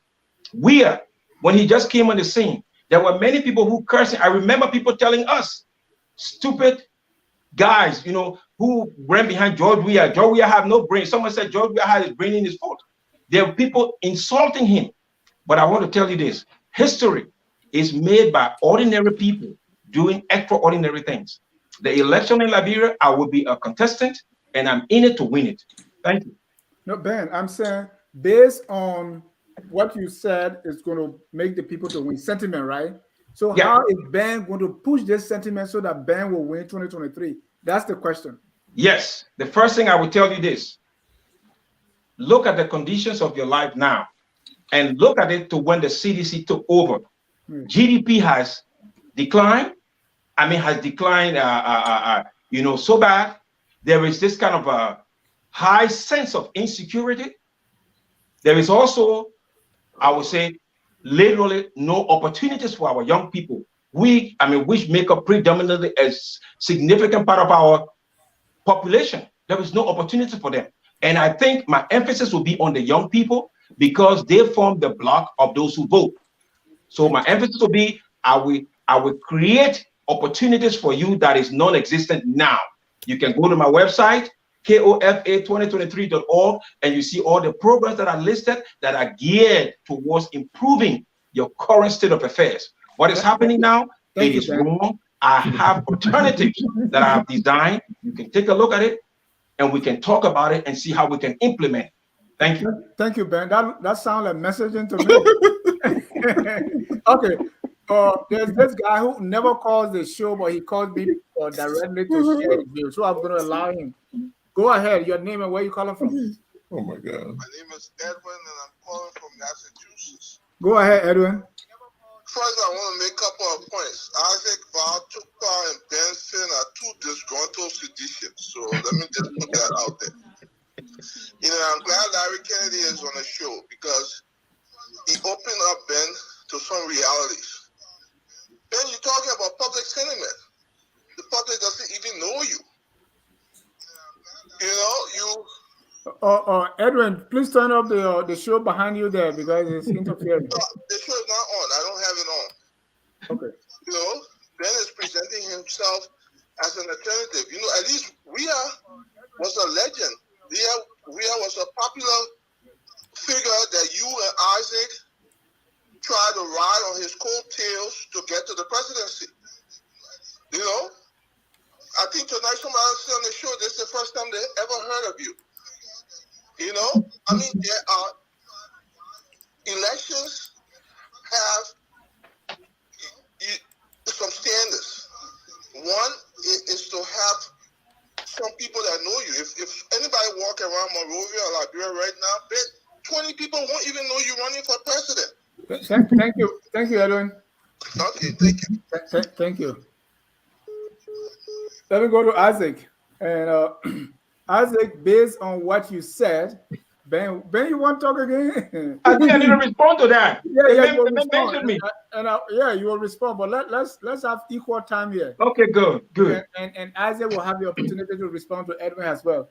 Based on what you believe it takes for someone to win 2023, who's going to do that and why? Can you see my screen? No. Oh, you sure you can see my screen? No, I can see the screen. I'm seeing you. I'm trying to share my screen to share Mr. Cummings' vision with you. You got 1 minute. Man, you got a bad time, man. Yeah, please come back on the hour of politics so you can do the Cummings PowerPoint. Look, the message for Liberia today is how we move our economy forward. That's the message for the people. The bread and butter things. Look at where people paying for electricity today. Look at what people paying for fish, what people paying for rice compared to what we were paying before. Just to get your daily bread in Liberia today is one of the biggest challenges that people face. So we need a total overhaul of our economic priorities, how we budget, how we spend money. We need to create opportunities in the economy for Liberian people. And we know the state of our human capacity. Most of our people don't even have 2.5 years of schooling. I think the average is 2.3 years of schooling. So that is an incapacitated workforce, period. We have to find a way to get those people ramped up in a year or less to be able to do something productive. And we got to attract companies or jobs that will lend those people the ability for the children to say, Papa, now come. So it's about changing the economy. And we see the economy today, we see what it has been for the last 4 years. And we see that it's still trending downwards. So it's obviously our economic managers today, our president, they do not have the capability to move our economy forward. Mr. Cummings is the best option based on multiple factors. His own understanding of the economy, his potential to attract investment, his desire to actually govern with the rule of law, to enforce certain things, to not just look at the amount of corruption we heard about with no action. Look at it. What they said the other day that election commissioner, based on technical difficulty or gaffe by the LACC, she's going free. Right? Look at the appointment today or recently, yesterday or whatever. So this is just a government that is not focused on moving this country forward. You have a critical situation. You have no electricity at the airport. You are not having a revenue-producing airport. And then you want to put a mechanic there. I mean, it's just like putting a compliance officer to the central bank. So until we can change fitting round pegs in round holes, qualified. 1 minute, though. 1 minute. Yes. We're not move this country forward. So Mr. Cummings says focus on those key priorities in building a 21st century Liberia, moving our technology space from where it is today, basically non-existent, to something where there's structure in our economy, there's national identification, there's clear delineation in land ownership, there's a vibrant economy that based on where we have relatively comparative advantage in agriculture, our adding value to our mineral resources, tourism, those areas. Definitely a high growth potential area for our economy. Then we come to improving our teachers' capability, because 1 minute. 1 minute. Isaac, oh, 1 minute. 1 minute. hold on, Ben. Isaac, you are leaving. I know you are presenting Mr. Cummings, but that was not the question. Oh, I thought the question how the man can win. No. The question was, you said we listed a few things to say. You said this is why it would take. So I said, who's going to win based on what you said and why? So you are going to the Cummings plan. I said Mr. Cummings should win because he has the best message for the people, especially the young population. Thank you. That's when you look at the election numbers. That's it. I got you. Oh, okay, but then that's fine. That was obvious. I didn't even have to say anything. Mr. Kunney. Yeah. What's the question? Adjust your phone so we can see your face. Please adjust your screen. My papa was sleeping, man. Let him go sleep. So the question here is, the first question is, what's going to take for someone to win 2023? You give your answer. So tell me, based on what you say, who is that going to be and why? 1 minute. Obviously, the winner of 2023 is Ambassador George Weah. Weah is going to be defeated by the Liberian people. And it's good I have Isaac here, because Isaac is one of those who has written about the president. You know, one thing about Weah is that his whole life he's been underrated, he's been downplayed, and then he come back from where he's been downplayed to go to the top of his game. So all of these things, we've heard them before about Cummings. You know, the Liberian people, when they say when a snake bites you, when you see lizard, you will run away. These were the same thing they were saying about LA. Harvard train will expand the Liberian economy. The Liberian people saw the massive failure under Ellen Johnson's lead. And now Mr. Cummings is being promoted as this investment guru, as this business guru. First of all, this man has not worked in any public sector in Liberia. He has never interacted with what is known as the Liberian political environment. So the fact that people told him that he's not corrupt because he never worked in the system. He never worked in the system. He got no public sector experience. This guy has been fighting for profit all his life. And this is why I said he's just someone that thinks on just surviving politically, but he's not a leader. But given the progress that Weah is making, despite all of the challenges, I think the Liberian people will vote for continuity. And I mean, the people here can underestimate him at their power. Thank you. Now, I understand Mr. Kunney is from CDC, Isaac from ANC, and Ben is from his own party. Let me hear from Mr. Sherif. You know what funny? You know what funny, Janice? No, I leave the funny part. Let me go. I used to be trying to convince Mr. Kunney to come to CDC. Mr. Sherif. Yes. Mr. Sherif, so based on what you think is going to take for someone to win 2023, who is that going to be and why? I mean, this is one of the most difficult elections to predict based on all of what we've said. You have a moribund opposition. You have an opposition that don't know what they're doing. They're bickering among themselves, especially, when you come to the CPP side of things. And then you have, the other, less, for lack of a better word, less significant opposition, Ben and others who are, fighting hard to carve a space for themselves. And somehow one would think that, they're just in it, for a certain ministerial position, they want to be deputy ministers or ambassadors after this election. So certainly, they're not, when it's all said and done, Tiawan Gongolo and Ben, they don't have the money. So they can't rise at the top. It's very difficult. He talked about sentiment. So he's conflicting sentiment and issues, as Larry said. So it's very difficult for those candidates. So now who are you looking at? You're looking at the top tier candidates, the top 3 or the top 4 candidates. George Weah, Ambassador Boaka, these are the top 2 candidates when it's all said and done that are going to go into, that I'm predicting that they're going to go into the second round of the election. All bets are off when they get into the second round. But I will give the slight edge to George Weah based on, all of what I see at this time. It's unfortunate. It's very sad that will happen. But I watched the election in the Gambia, and I followed that election in the Gambia. And the opposition leader, Usainu Dabo, had a real momentum. Somehow, some way, at the close of the polls, the incumbent made some significant inroads, and he ended up winning the election.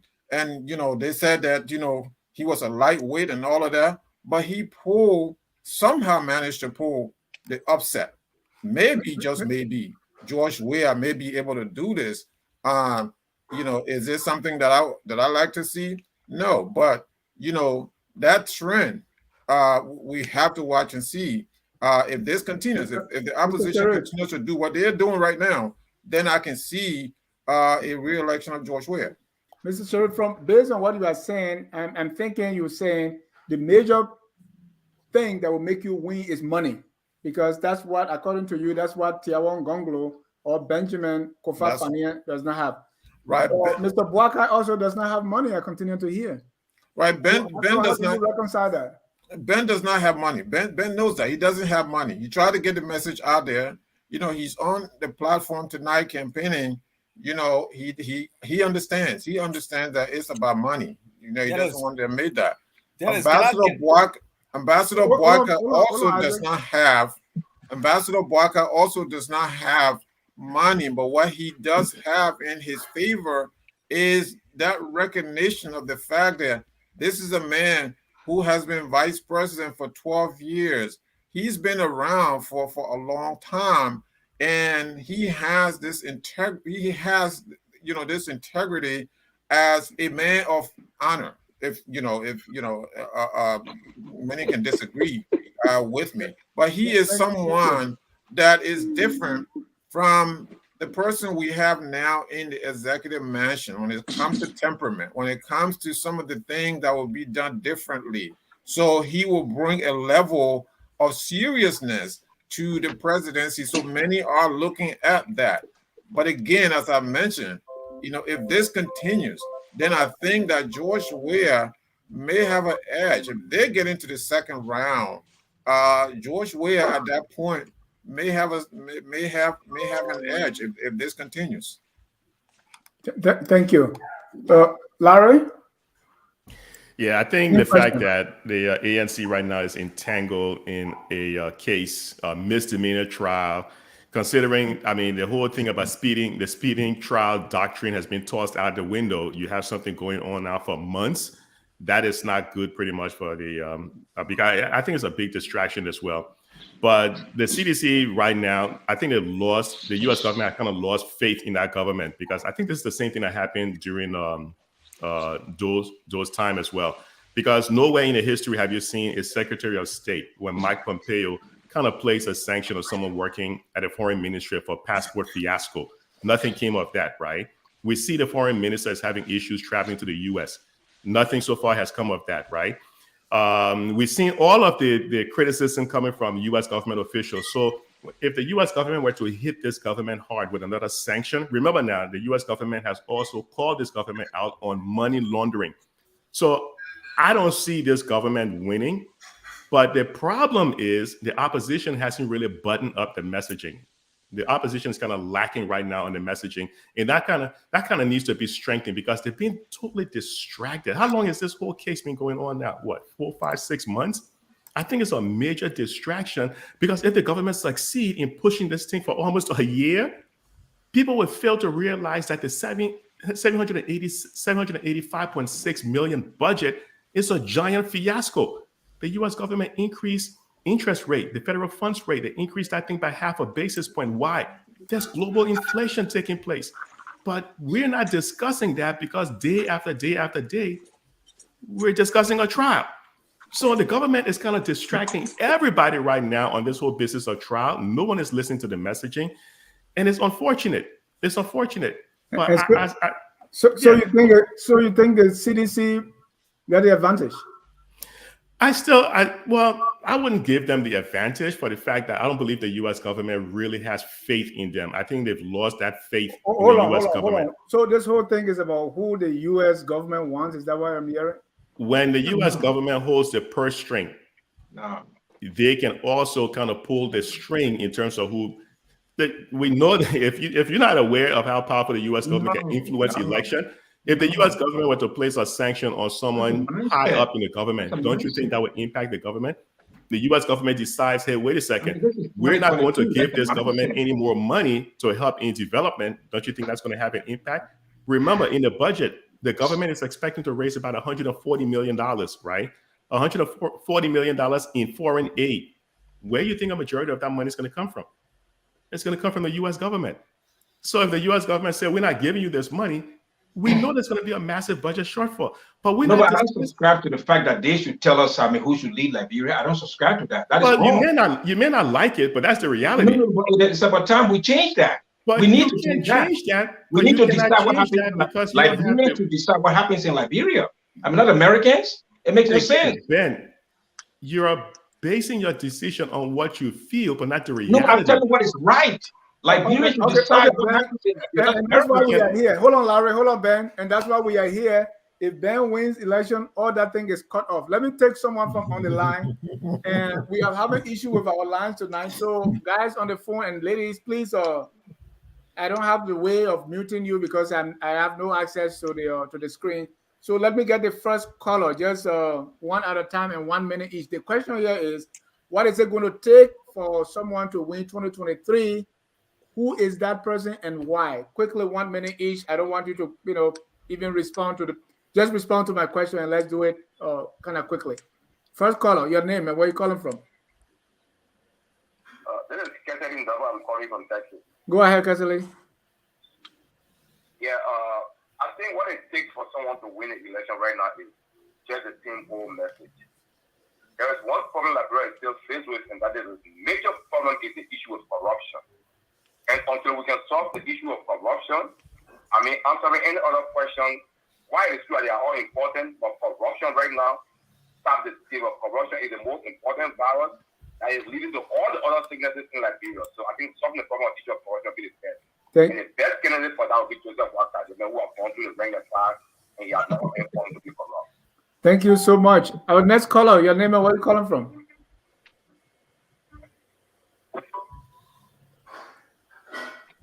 Do we have another caller?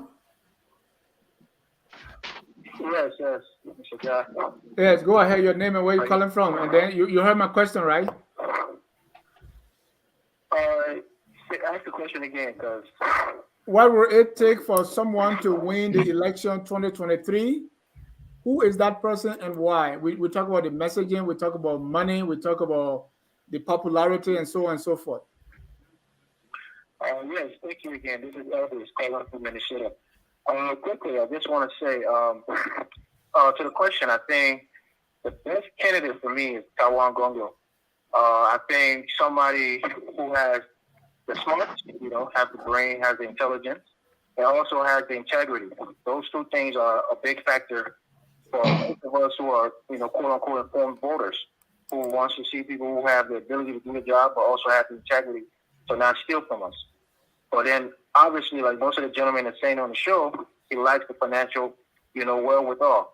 So definitely, it could be a historical election if he gets the people to rally around him and kind of become a comeback kid, somebody who was the underdog and kind of came up and won the election. But it's unlikely for that to happen. Thank So you. my second choice obviously would be Mr. Kunney, which is the more likely candidate to go to a second round or so. And then quickly, one question to Mr. Cooper.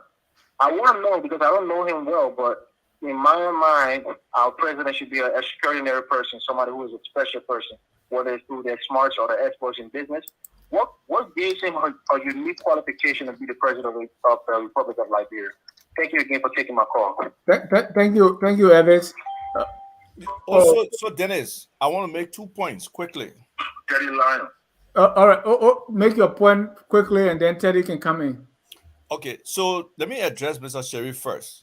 Mr. Sherif, there's assuming that the opposition is a monolithic force, that if they got diversity of thoughts and everything, there is a problem. No, look, the Liberian people are tired.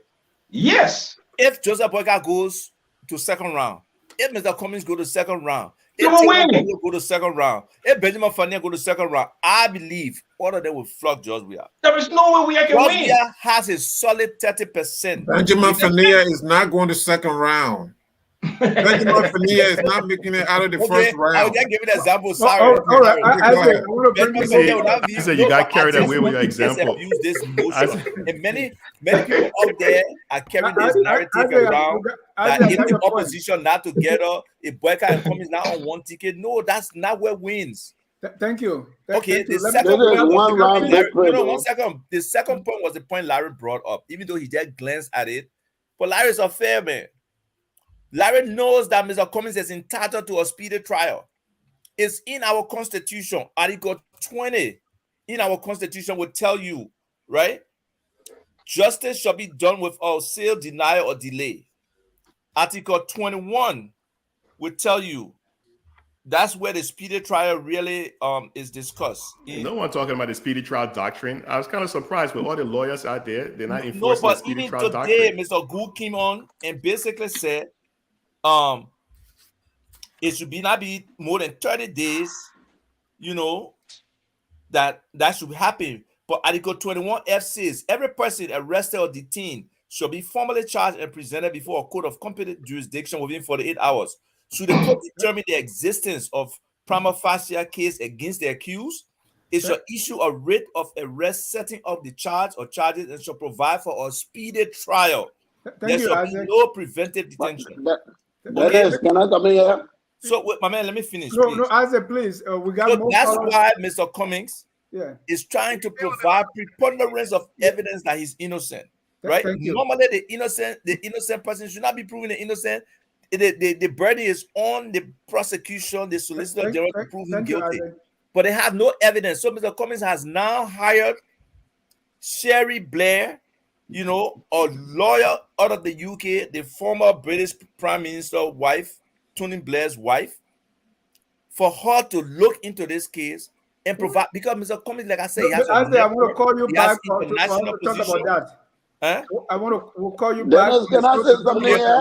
Wonderful. Well, you can't get a lawyer in Liberia. Right. You can't get a lawyer. You can't get a Liberian lawyer. See, that's the mentality that we have. No, Hold on. no. Lawyers are milking Cummings right now because they're just dragging this thing on. But Dennis, take that caller so we can move on. Kunney, Hey guys, let's have some order. Mr. Kunney, one minute, please. Yeah, look, listen. If you see the chaos that Mr. is, Kunney, let's see your face now. Your face is high. if you see the chaos that is erupting in the opposition camp, this is why people cannot be trusted with leadership. Look, this is the first time in the history of our country where opposition take themselves to court and they want to blame government. I mean, we can't skip this fact. Mr. Cummings is in court because Mr. Boyka and Mr. Ureto coming to court. This is not government manipulation. On the one hand, when they go to court, it is the government working with Unity Party. When they take themselves to the Election Commission, it is the government working with ANC. What kind of confused people are these? These people cannot be trusted with leadership. Their fingers they can't keep their fingers. The fingering document, the fingering their own constitution. They can't even come up with a common agreement to work together. Thank you. These are the issues the voters were here. Thank you. Let me take two more callers here. The first one is Anthony Gay. Anthony, go ahead. Thank you, Mr. Jai. It's been a fascinating conversation. Look, the government, the justice ministers, after 4 months of this case. Hold on, Anthony. Let me state my question again. What will it take for? I know your question. Yeah, so let's go to the question. Okay, Mr. Cummings will win, and yes, why? Mr. Cummings has the resources. Mr. Cummings is the only political candidate right now who has visited all 15 counties. The mechanism of the ANC/CPP is functioning well, and guess what?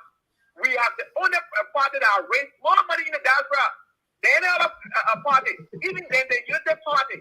We can raise as much money as we are, and we want to set another record of raising over $1 million, and we'll do that this year. So again, Mr. Cummings don't have to put his own money up front. He has the name recognition right now in Liberia. He has the expertise to lead our country, and we have the mobilization working. So what will it take for someone to win 2023? Money, you say? It would take being consistent. Consistency since 2017 up to now, Mr. Cummings has been consistent. Thank you. Mr. Cummings has been the only political a leader who has held this government to account. And you saw the message I will put out today. Thank you. Let me go to Teddy Yankun. Teddy, you're live. Go ahead. Thank you, Mr. Jazz. And let me greet the platform, the rest of the panelists. I'm Teddy Lion Yankun, a diehard sedition supporter of the president. You know, I'm based in Fargo, North Dakota. Well, I realized that, you know, CDC always have the evidence to prove. But because of the intransigent mindset opposition always come up with, trying to feed on the ineptitude of the Liberian people, this is why they keep talking, saying they got strong more, they're advocating for Cummings. We understand that Cummings came on a mission to change the Liberian society towards his personal life. But based on that, one of the major reasons he's not going to win, he's not going to be president in Liberia. Let me just stop there. All right. Teddy, here's the question. Here's the question. What will it take for someone to win the election 2023? Who is that person and why? Why? It's because the Liberian people have realized, even some people who would not judicial, who not in party, but they realize that President George Manawia is the very first president who is striving to do everything possible for the Liberian people. But because of the laziness, the opposition keep feeding the Liberian people because of some large population of part of our population not educated.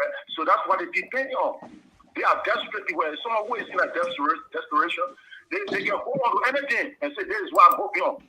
For you to have, I just, blowing air, wasting energy. But trust me, we see this year. Thank you. We will make sure we re-elect President Weah.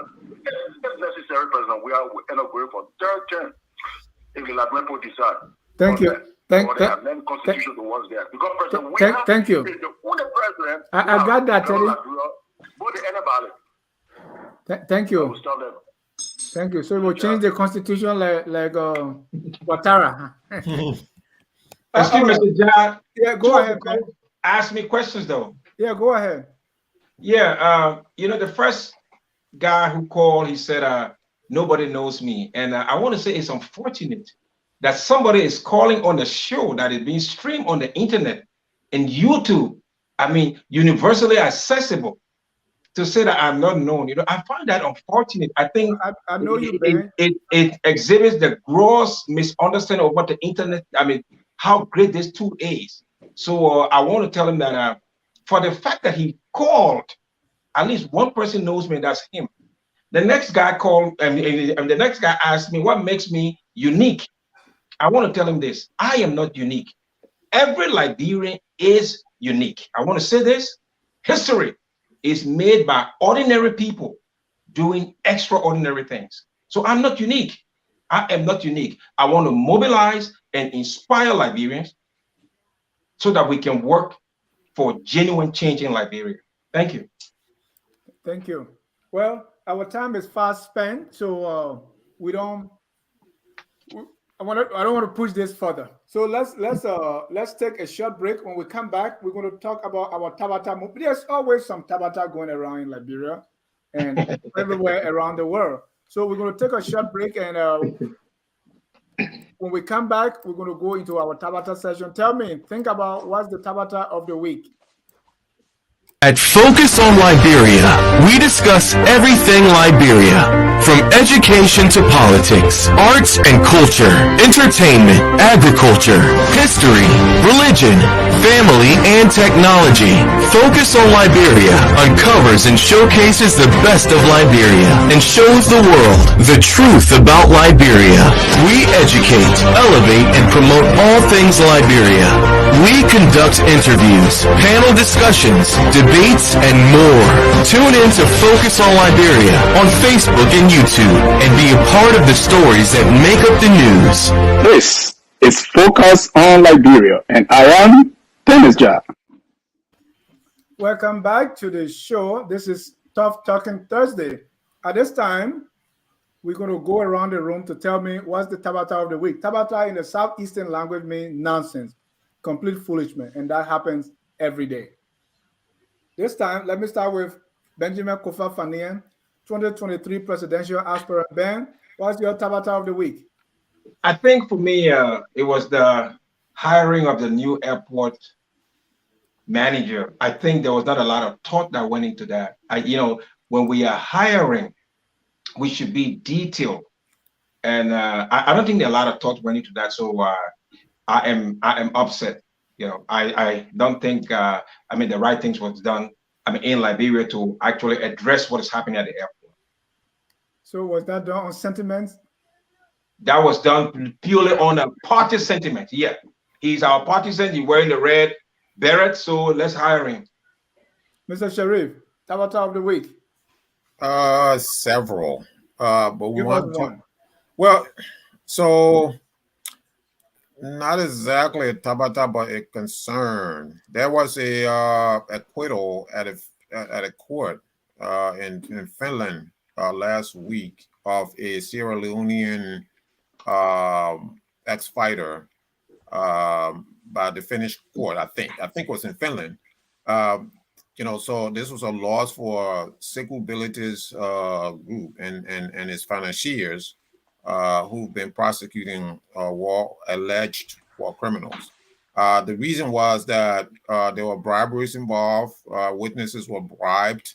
And so if this is the case, this is going to unravel everything that he is doing because this is very, very damaging to all of us if this is what he is engaged in. And I have no reason to not believe that this is not what he is engaged in. Thank you. Mr. Kunney, what's your Tabata of the week? My Tabata of the week, really.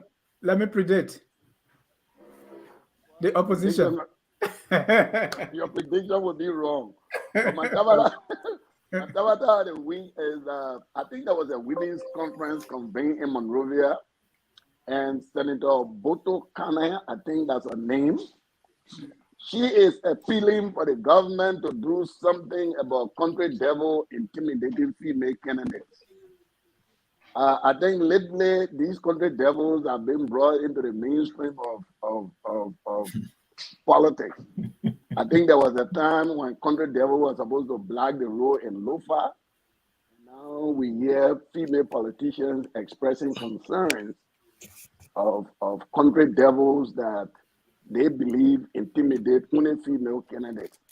And I think it's a Tabata. Thank you. Let me go to Isaac. Isaac, what's your Tabata of the week? My Tabata of the week, that's serious thing though. The nonsense that going on with people disappearing and people not knowing where their families are, and the inefficiency of the police to actually be able to identify some of these people. You see, All this stuff goes back to an identification system, the fundamentals of development that we have talked about. And Larry knows we don't have an identification system in this country. You know, we don't have an alert system, a missing person system, just some basic things that will help solve some of these things or cool down some of the anxiety that exists when people think their family member is missing or they have died, you know, after days of not finding them. Like I can't believe that guy supposedly disappeared since the 25th of April. That Emmanuel Cooper guy. Then I saw another video today of a lady say her brother or somebody in Grand there, and she gave a government deadline. He disappeared. And we know how many other people have disappeared before without evidence. So the lack of trust in the government, is serious. It's complete nonsense for a government to exist where the people ain't got confidence in the people leading them. Right. They ain't got confidence in judicial system. They ain't got confidence in the police. It's sad. Thank you. So let's try and change that some kind of way. Larry? Yeah, what Isaac is saying is really scary, man. And people need to be concerned no matter which side of the fence you stand. I guess my tabata would be any statement coming from I think this would piggyback off what my friend Ben said. My tabata would be the statement by the Senate or anyone from the Senate saying that this guy over at the airport or this new nominee is not going to be confirmed. This is the same Senate that confirmed some of the same ineffective and inefficient and unqualified people that we see today in the government. This is the same definition of fiscal. What's the definition of fiscal? Jesus, Isaac, don't start that kind of conversation here. This is the same Senate, right? This is the same group, legislator, that ratified the Eton deal, the Iboma deal, into law. And then for them to say, oh, we're going to lay down, we're going to put our foot down, and this person is not going to be confirmed. I mean, don't get me started on that. Thank you. For me, my tabata is the unending trial going on with CPP groups, the NEC, this place, that. And when I watch, when Mr. Cummings was being lampooned, being called all kinds of names, and he couldn't even end his statement. And I was saying to myself, what would it take for Mr. Cummings and Mr. Boakai? Because this whole thing came about because no one agreed. They couldn't even decide on who's going to be heading the ticket, either through election or whatever means. All right. And now they are in court and there's no end in sight. To me, that's the biggest tabata for the week for me. Right. Let's go to our viewers who also see some tabata here. Yeah, midfield Deco got a pretty good one there. Evans Morrissey, my tabata is the Solicitor General wearing a New York Yankee baseball hat to go to court. Complete nonsense. That's true. Midfield Deco said, my tabata is to have Jefferson Koji selected to speak on Press Freedom Day. Very sad but lovable. And he said the law major speaking on the press. That's tabata. Mr. Sherif, you're laughing too hard and I won. Stop it. The law major. Maki, how can the tabata people in government stop doing tabata that they are used to? That's not a tabata. So, okay, thank you. Tabata defining tabata. So but thank you, gentlemen, for. Okay. Obe is on the line. Obe, are you on the line? Or Obe lied? All right. Because Obe was saying, look, Dennis, Obe always find trouble. I have the courtesy to tell me you will not accept my call, then to keep me waiting in infinity. Well, that's Obe. You discriminating against the man? No, I told them I don't have the screen, so yeah, I don't have. Are we going to get our closing remarks? Yes, sir. So right now on the conference line there is nobody. So Obe, I don't know. But let the man call your phone. Obe will always find something to complain about. Country Debo. Late with two country that was say Matabata is no light on the runway of Ira. The Kunney said country that was Tabata. Why he coming here with Tabata? Country devil. Yeah, I need a country devil alone. All right. So, gentlemen, thank you so much for the discussion here. More Tabata cameo. My Tabata is coming, row. It was sad. So that's Tabata for. You know that's the funny thing, though, Dennis. And that's why I don't think Mr. Cummings even kind of cares. Because some of the people who insult Mr. Cummings, call him criminal, call him rogue, in terms of integrity, in terms of so use that time now to give your closing remark for 1 minute 30 seconds. Okay, a closing remark. This government got to get serious. They still got nearly 2 years to run our country, and they got to make something happen positive. They're just making errors upon errors upon errors. Look at the appointment. You got a very desperate, governance situation at the airport. No light.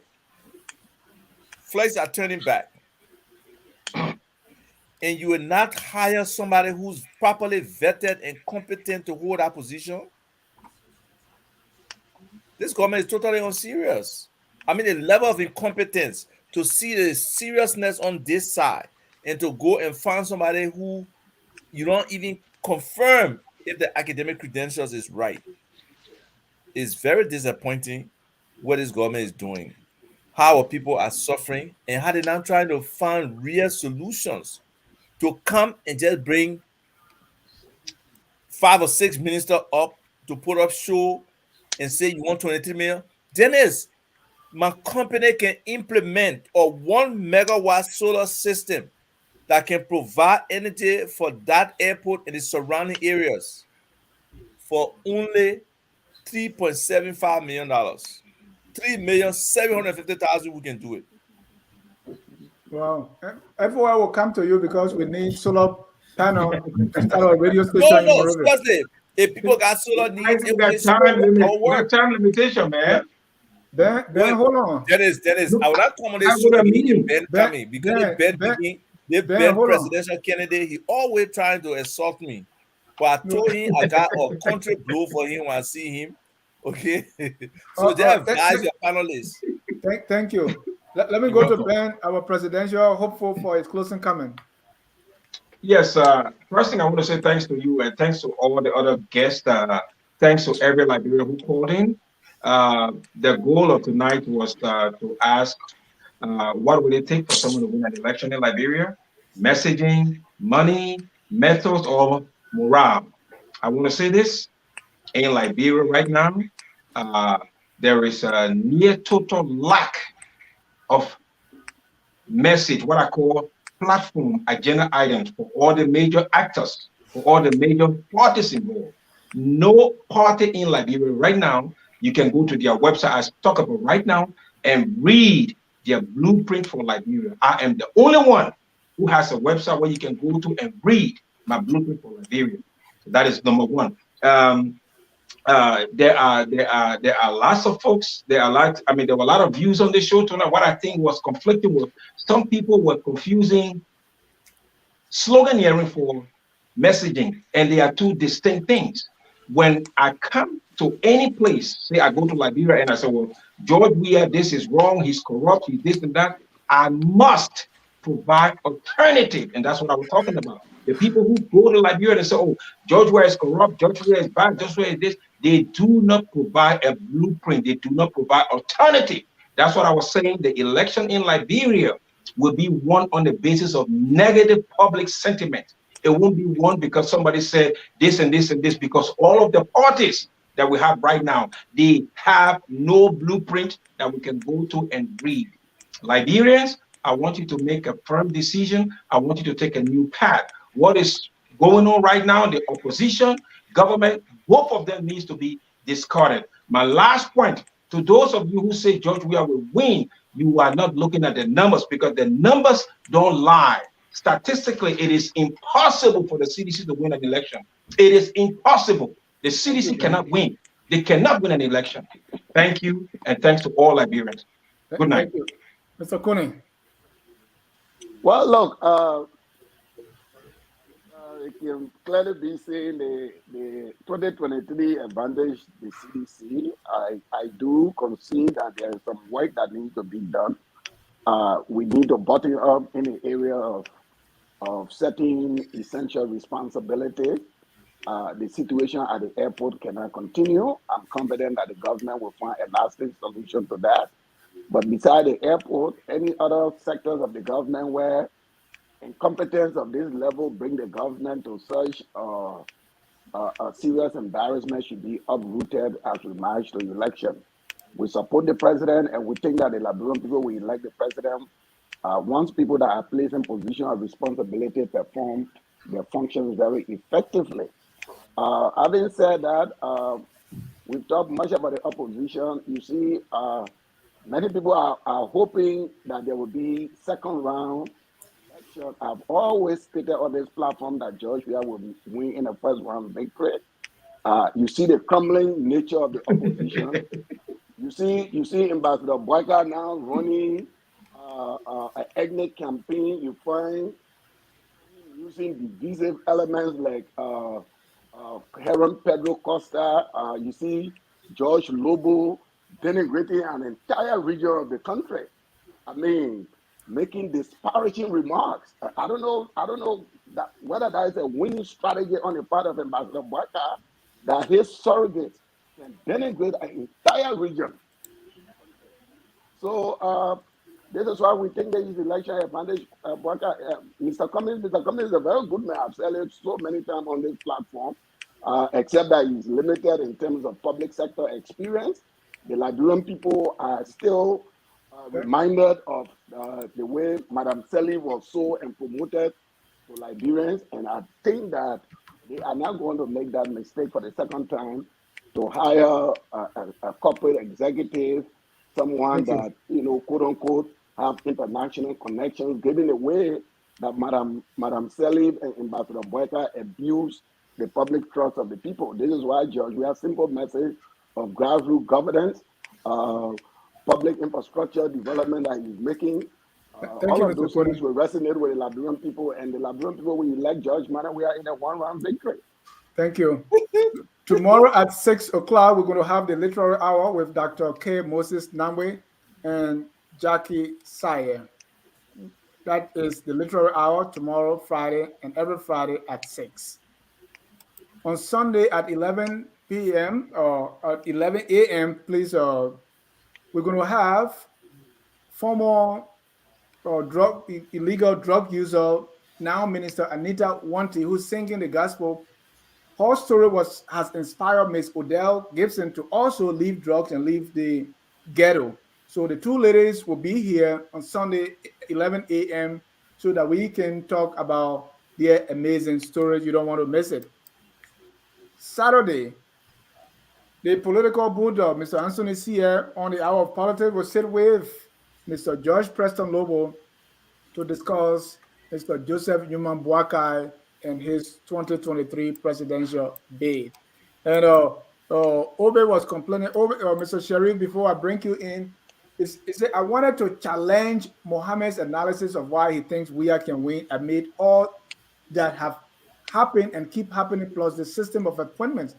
How did his winning strategy not include those wanton killings, as well as the socio-economic degradation in 5 years accounting? Who wins an election under those circumstances? Which political science institution did Mohamed walk through to see a complete socio-economic downward trend when the government can't keep lights on at the basic place or PLA, whatever? Let me go to Larry for your closing comment. The former CDC got it. Know how to criticize the CDC government. So real quick.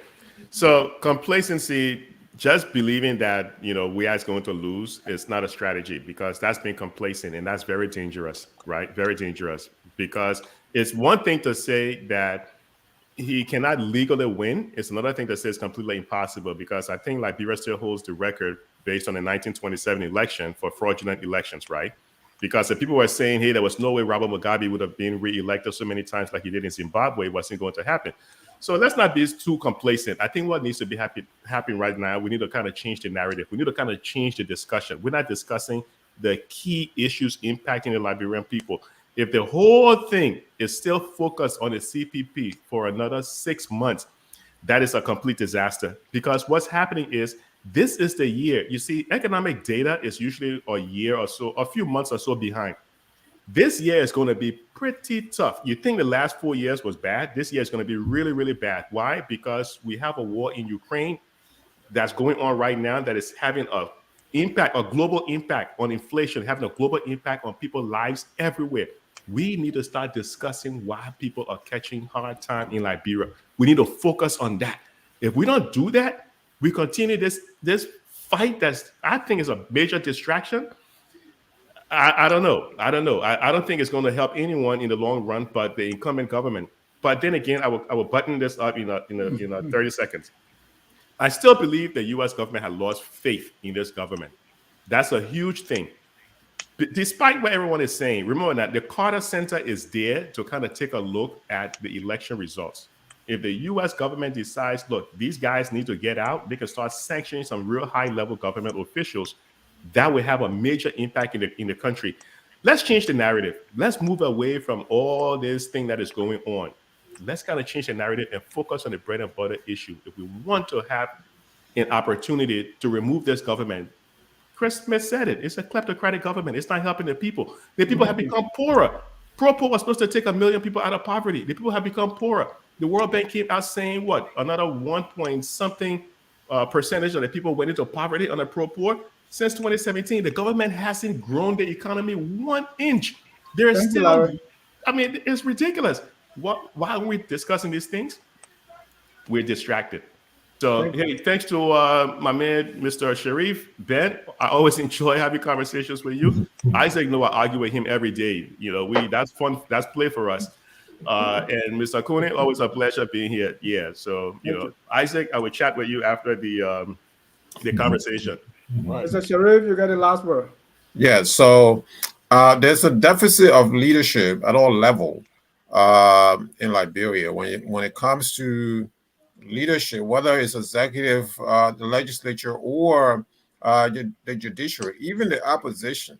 I remember during the last referendum when it was put on the ballot to shorten the term of office of the legislature, the senators from 9 to 7 years, members of the House of Representatives from 6 to 5 years, and even the presidential term.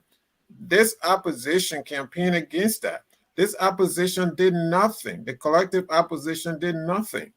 So that is one area that I had thought that the opposition will fight really, really hard to ensure that the presidential term, the term of the legislature is reduced. The terms are extremely long. I agree with you. 9 years is too much. 9 years is too much for a senator. 6 years is too much for a member of the House of Representatives.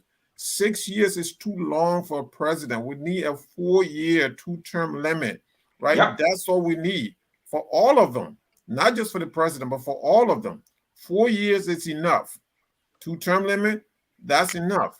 And so that's one way that you can hold incompetent leaders accountable. Another thing is that, Liberia is a very rich, really endowed with resources, enormous resources, and yet we are the laughing stock of the world. Why is that? Because there's no leadership, and the opposition that's supposed to sit there as the leaders in waiting are bickering. They have no message. They have no idea. There's no ideology. So the people have no hope. There's no hope right now. So this opposition has let all of us down. Forget what Ben is telling you tonight. The opposition has let all of us down. And the last thing we need now is for some foreign government to tell us who to elect, who to choose as our leader. Haven't we had enough of this from 1980? Haven't we had enough of foreign governments interfering in our affairs? removing our presidents and giving us leaders who did not serve the country well. So we have to be very careful with what's going to happen in 2023. Thank you. On that note, we say no matter which side of the political aisle you stand, we are all Liberians, and let us do whatever it takes to make our country the glorious land of liberty. Good night, and God bless you. We are Liberians. Liberia is our home. Liberian people.